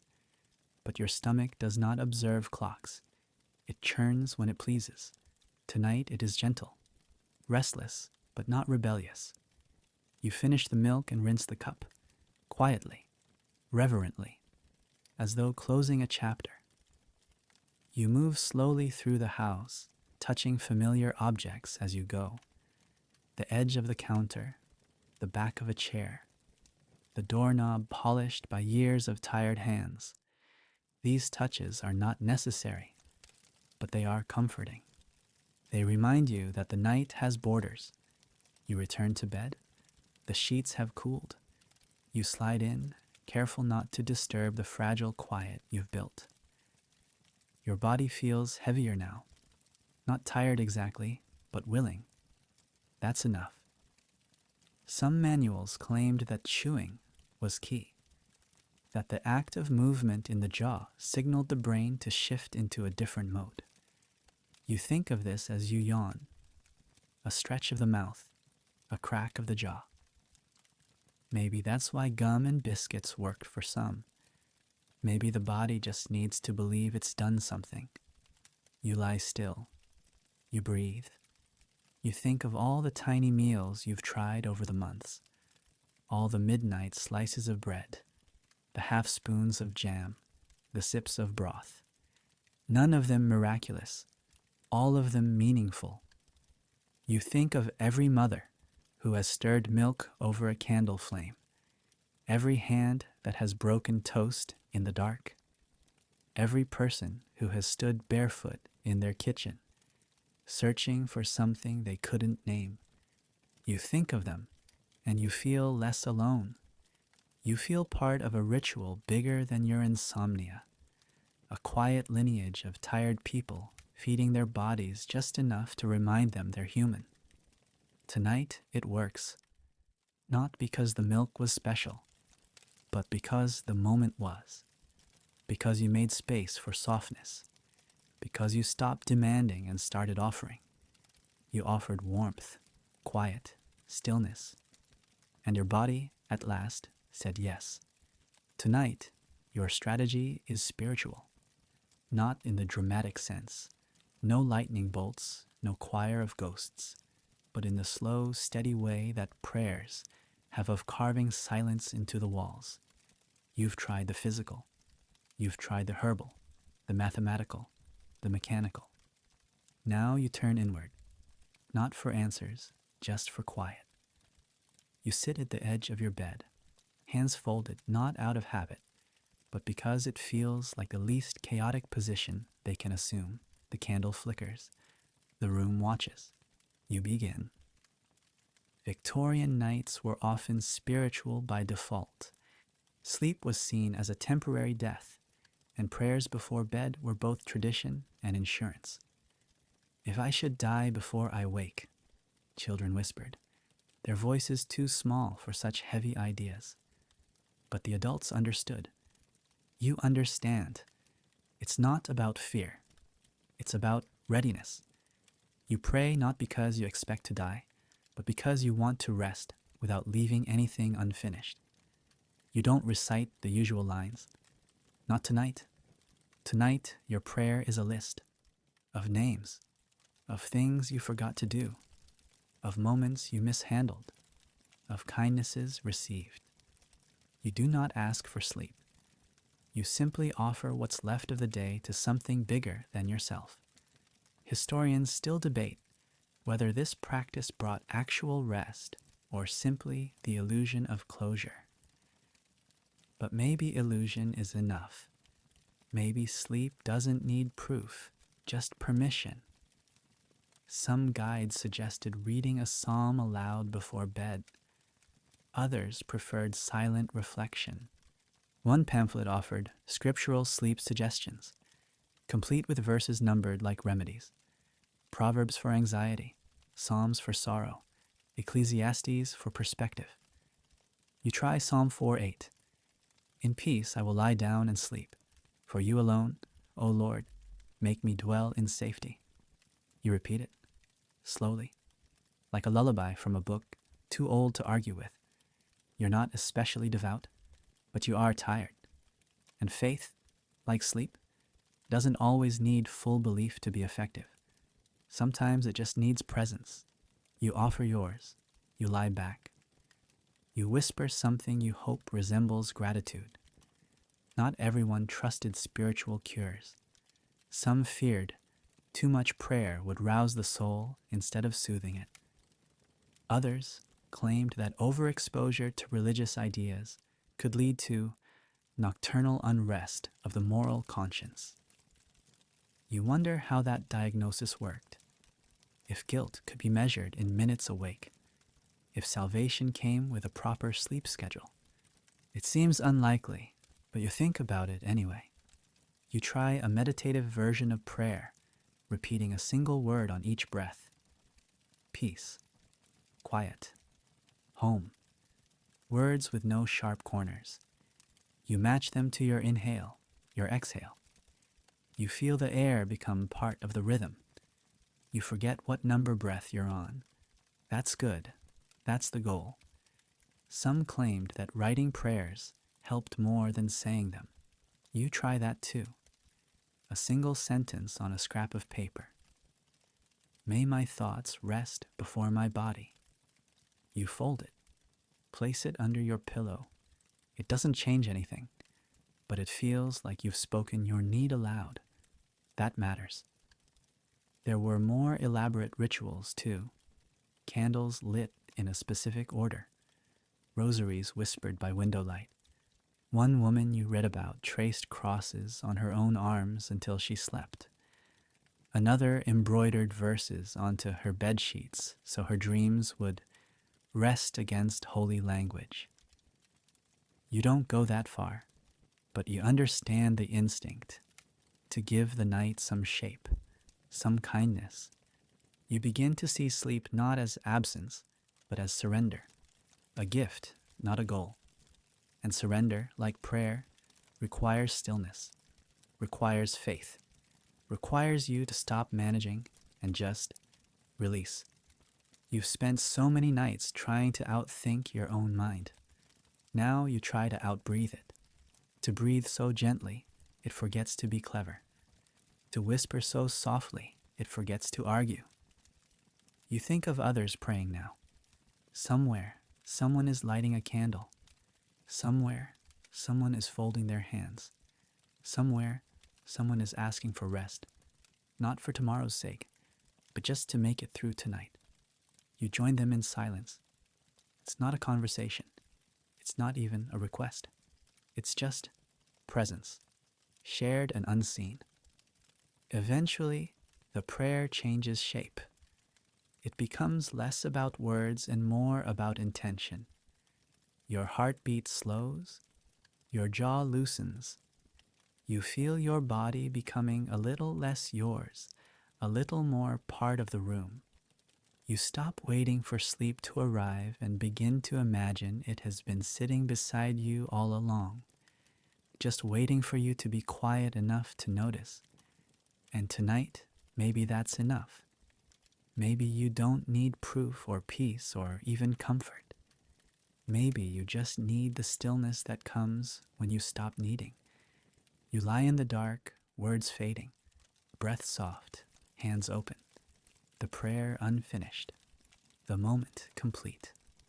Tonight, your sleep depends on the position of your hands, not because you've injured them or because they're cold, though they often are, but because you've read, somewhere between a pamphlet on night terrors and a column about dreamless slumber, that the orientation of your hands might affect your ability to drift off. Palms up, they said, signals surrender. Palms down signals grounding. Crossed over your chest may cause nightmares. Clenched may hold on to stress. It sounds foolish until you realize you've never once thought about where your hands go after dark. Now you can't think of anything else. You lie still and experiment, palms down on your thighs. Feels formal, like you're waiting to be examined. Palms up on the mattress. Feels exposed, vulnerable. One hand on the stomach, the other by the head, awkward. Both under the pillow, stifling. You realize you are now performing bedtime yoga for your arms, and yet somehow this matters. Victorian manuals on posture during sleep, were oddly specific. One advised placing the right hand near the heart to soothe the emotional body. Another warned that Placing hands above the head encourages astral flight, which may delay rest. Still another claimed that touching your own face while sleeping invited sorrow. Historians still debate whether these theories were based on anatomy or folklore, but the attention to such quiet details reveals something true. When sleep fails, even the smallest rituals take on gravity. You try folding your hands like in prayer. It's not comfortable. You try interlacing your fingers over your abdomen. It's better. You feel like a dignified corpse. It doesn't help, but it doesn't hurt. You breathe. You keep your hands still. That's progress. Then you remember something you read about weighted gloves, not for restraint, but for reassurance. The idea was that slightly heavier hands would be less likely to twitch or rise during dreams. You don't have special gloves, but you have two small books. You place one on each hand. They're not heavy, but they're something. The weight is just enough to keep your hands from wandering. You lie there, literary appendages in place, and wait for sleep to be impressed. There's something about the hands, their restlessness, their eagerness to do. You spend all day using them for writing, eating, carrying, pointing, fixing. And at night, they don't know what to do with themselves. They clench. They fidget. They search. You wonder if your hands have insomnia too. Some people slept with their hands beneath the pillow, claiming it connected thought and breath. Others tucked them beneath the body. Awkward, but effective. One account describes a woman who tied her hands together lightly with a ribbon to remind herself of stillness. You try that, not the ribbon, but the stillness. You place your hands side by side and promise them a break. You think of hands across time, praying, weaving, sewing, writing, ringing in fear, waving in joy. Hands that held, hands that healed, hands that harmed. And now, your hands, trying to find their place in the dark, trying not to chase your thoughts into the corners of the room. Eventually, you notice something. Your hands are no longer the problem. They're still present. They've stopped demanding attention. You realize it's not about position. It's about permission. Giving your hands and your mind the right to do nothing. The rest of your body follows. Shoulders slacken, spine eases, jaw unhooks. You lie like a photograph of sleep, even if you're not quite there yet. But your hands, your faithful, fidgety hands, have agreed to wait. That's enough. You keep your eyes closed. You picture your hands as boats, resting at the edge of some gentle harbor. No wind, no work. Just the hush of night lapping quietly around them. You float, just a little. You think about what your hands have carried, the day's weight, the memory of a door, the grip of a cup, the brush of a sleeve, all of it stored in muscle and bone. No wonder they resist surrender. No wonder they twitch. But tonight, you forgive them. You forgive yourself. Eventually, the books fall. One slides off to the side. The other tips gently onto your chest. You don't pick them up. You don't even open your eyes. You just lie there, the weight still faintly lingering, the night still holding its breath. You think of nothing in particular. Not your schedule. Not your worries. Not the strange click the lamp made 2 hours ago. Just hands, your hands, at rest. And in that moment, you feel sleep approach. Not in a rush, not with ceremony, but with the simple grace of fingers unfolding. Tonight, your rest depends not on what's in your room, but what's just beyond it. The hallway, the staircase, the door that doesn't quite close unless nudged, the shape of the night that exists just outside the safe rectangle of your mattress. You've tried soft pillows, strong teas, heavy blankets, light prayers, and still, the house around you hums with its old rhythms, creaks, drafts, far off footfalls that may be imagination or memory. You've begun to wonder if it isn't the bed that's keeping you awake, but the rooms around it. Victorians, famously superstitious, believed houses had moods, that each hallway held a particular sorrow, that each staircase had its own kind of echo. Some sleep guides advised walking the full perimeter of your home before bed, touching each doorframe to remind the spirits, or yourself, that everything was in order. Historians still debate whether this habit was for psychological comfort or ritualistic control, but you do it. You rise, you walk the house. It's quiet. Of course it is, but not silent. You step lightly past the clock, past the sitting room. You pause by the front door. Your hand rests on the knob. Cool. Still. You don't open it. You don't need the night air. You just need to remind yourself that it's there, that the world hasn't vanished while you've been chasing sleep, that the streets still stretch out, indifferent and patient. You continue, past the hallway, up one creaking step, then another. You press your hand against the wall as you go, feeling the grain of paint, the memory of handprints long since washed away. You stop halfway up, listening to the hush. The whole house seems to be listening back. At the top of the stairs, you pause again. Not for any reason, just to feel the air. It's different here. Cooler. As if the attic above it exhales slowly while the rest of the house sleeps. You stand still until your heartbeat slows, until your breath forgets its urgency. There are stories of people rearranging entire homes to sleep better. One family rotated bedrooms every full moon. Another swapped sleeping quarters with their children twice a year, claiming the change disrupted bad dreams. You don't go that far, but you understand the urge.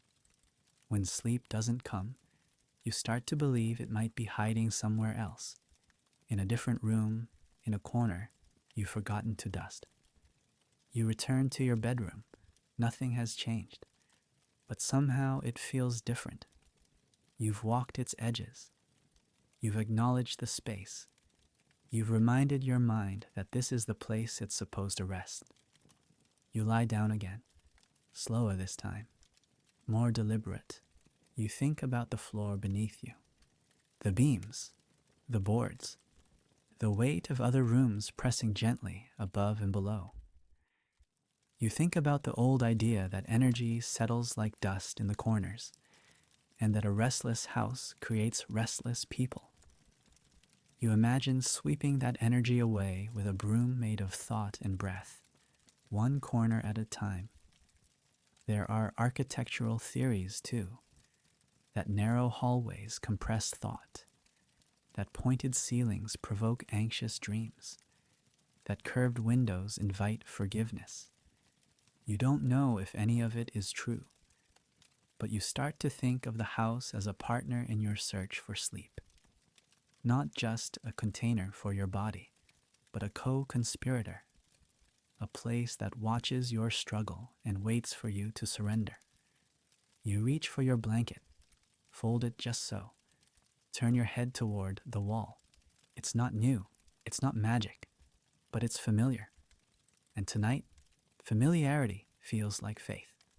Some suggested opening every door before bed, letting air move, letting thought pass freely from room to room. Others said to close every door tight, as a sign of boundaries, of chosen rest. You compromise. Your door is cracked, enough to let something through, but not enough to invite anything in. You begin to breathe slower, not because you're sleepy, because you're safe. That's what the walk was for. That's what the hands on the doorframe meant. That's what the silence confirmed. You remember a phrase from an old essay: to sleep is to release the home from duty. You understand that now. Your house is tired too, of holding you up, of carrying your questions, of absorbing your footsteps and sighs. You whisper a silent apology into the dark. You promise to rest, not just for yourself, but for the walls. And finally, without knowing when, your eyes close, your ears soften. The sound of the house, the weight of the air, the curve of the room, they don't vanish. They become background, a lullaby made of stillness and architecture, a permission whispered in the language of floorboards. Sleep arrives not with a kiss, but with a nod, an agreement between your breath and the beams above. You don't dream of staircases or doors. You don't dream of anything. You simply disappear for a while into the quiet shape of the place you call home. Tonight, your sleep hinges on one final possibility: routine. Not the individual remedies, not the hopeful experiments, but the way they link together. The slow, looping choreography of evening habits, each step a cue to the body. The day is over, the world is dimming, and you are allowed to let go. You've learned by now that sleep doesn't come from any single act, not from the tea, or the walk, or the bath, or the prayer, but from the order of them, from the repetition, from the music of it. So you begin again. You light the same candle. You fold the same blanket. You step into the slippers with the heel worn soft from pacing. You fill the cup, half milk, half habit, and sip without taste. You're not expecting miracles. You're keeping a promise. Victorians were great believers in order. The body obeys patterns, one guide wrote. Disrupt the pattern, and the body forgets its duties. Historians still debate whether these rituals worked because of physiology or faith, but the repetition remains compelling. There is comfort in the known. There is power in the practiced. You dim the light. You extinguish the flame. You sit on the edge of the bed, the mattress sighing beneath your weight like an old friend. You breathe. Once. Again. The air in the room feels familiar, not because it is special, but because you've greeted it in this same posture for weeks. You think of all the nights before, of all the versions of yourself that tried, that failed, that persisted. You do not resent them. You thank them. Each one brought you here, to this quiet moment of stillness and surrender. You lie back. Your hands find their places. Your thoughts do not scatter. They settle, like dust in a room finally left alone. Some say routine is dull, that repetition dulls the spirit. But tonight, repetition is your lullaby. The same motion, the same breath, the same order, again and again, until the mind forgets to resist. You close your eyes. You count backward from 10, not to reach 0, but to remember the rhythm. 10. You adjust the blanket. 9. You relax your jaw. 8. Your toes uncurl. 7. Your thoughts soften. 6. You don't remember the rest. You do this not because it always works, but because it sometimes does. Because it might. Because hope, even practiced hope, is better than despair. You've tried remedies based in science, in superstition, in desperation, and now you try habit. The quiet faith that doing the same thing again might lead to a different end. You think about everyone else who performs their own ritual: the candlelit bath, the final check of the lock, the measured sip, the whispered verse. You are one of them now, a keeper of pattern, a witness to your own endurance. The room darkens. Your breath evens. You lie very still, not because you're afraid to move, but because there's no longer any need. The ritual has done its work. Your body knows the script. And then, softly, finally, sleep arrives. Not as a reward, not as a gift, but as a response. A gentle answer to the question you've been asking in 100 small ways. You rest. Completely. Quietly. Without fanfare. The candle has long gone out. The milk is finished. The slippers rest where you left them. Somewhere in the distance, a clock ticks with the steady patience of something that no longer requires your attention. You have walked the long and winding path through every whispered cure, every fragile trick of comfort, every act of hope dressed in ritual. Now you lie still, and stillness itself becomes the lullaby. Your breath is quieter now, slower, the kind of breathing that belongs only to sleep or prayer. It echoes faintly in the hollows of your pillow, softening the space between thoughts. You do not reach for the next idea. You do not check the clock. You do not press your fingers against your temple to test whether wakefulness still lingers. You are here. That is enough. The room does not change, but it feels kinder. The corners no longer lean in. The shadows no longer whisper. The weight of the blanket is no longer a question, but an answer. You are not solving anything now. Not remembering, not regretting, just being. Somewhere beyond the window, the world turns without you. The wind rearranges leaves. A neighbor's lantern goes out. The sky folds itself into a deeper shade of night. But none of this demands your presence. For once, the world does not ask you to participate. It only asks you to rest. You do not know what time it is. You do not need to. Time, for now, is suspended, held in the quiet space between one breath and the next. Between the beat of your heart and the hush that follows, you feel the bed beneath you, solid, trustworthy. You feel the air above you, cool, unjudging.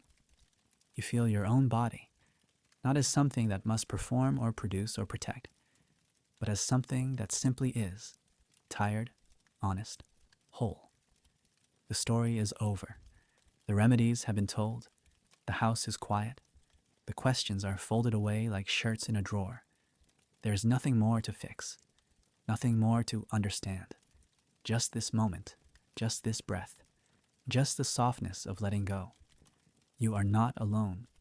Somewhere, someone else lies awake, or drifts off, or lingers in the in-between. Their rituals different, but their ache familiar. You are part of that quiet fellowship now, a scattered congregation of tired minds, wrapped gently in the dark. There will be other nights, nights when the tea is too hot, the blanket too thin, the mind too sharp. But for now, this night is enough. This stillness is yours. Sleep comes slowly, not like a door swinging shut, but like a curtain easing down. It does not close you in. It holds you. It dims the edges. It lowers the lights. And if you're still awake, that's all right. The words will stay here. The story does not ask for anything. You do not need to answer. You do not need to finish. You only need to rest. Now, turn off the lights. Let the gentle hum of the fan surround you, and let yourself quietly drift into tonight's story. You've made it through the long and winding ways of Victorian insomnia. And somewhere, finally, between breath and stillness, between history and the hush it leaves behind, sleep waits for you. Good night.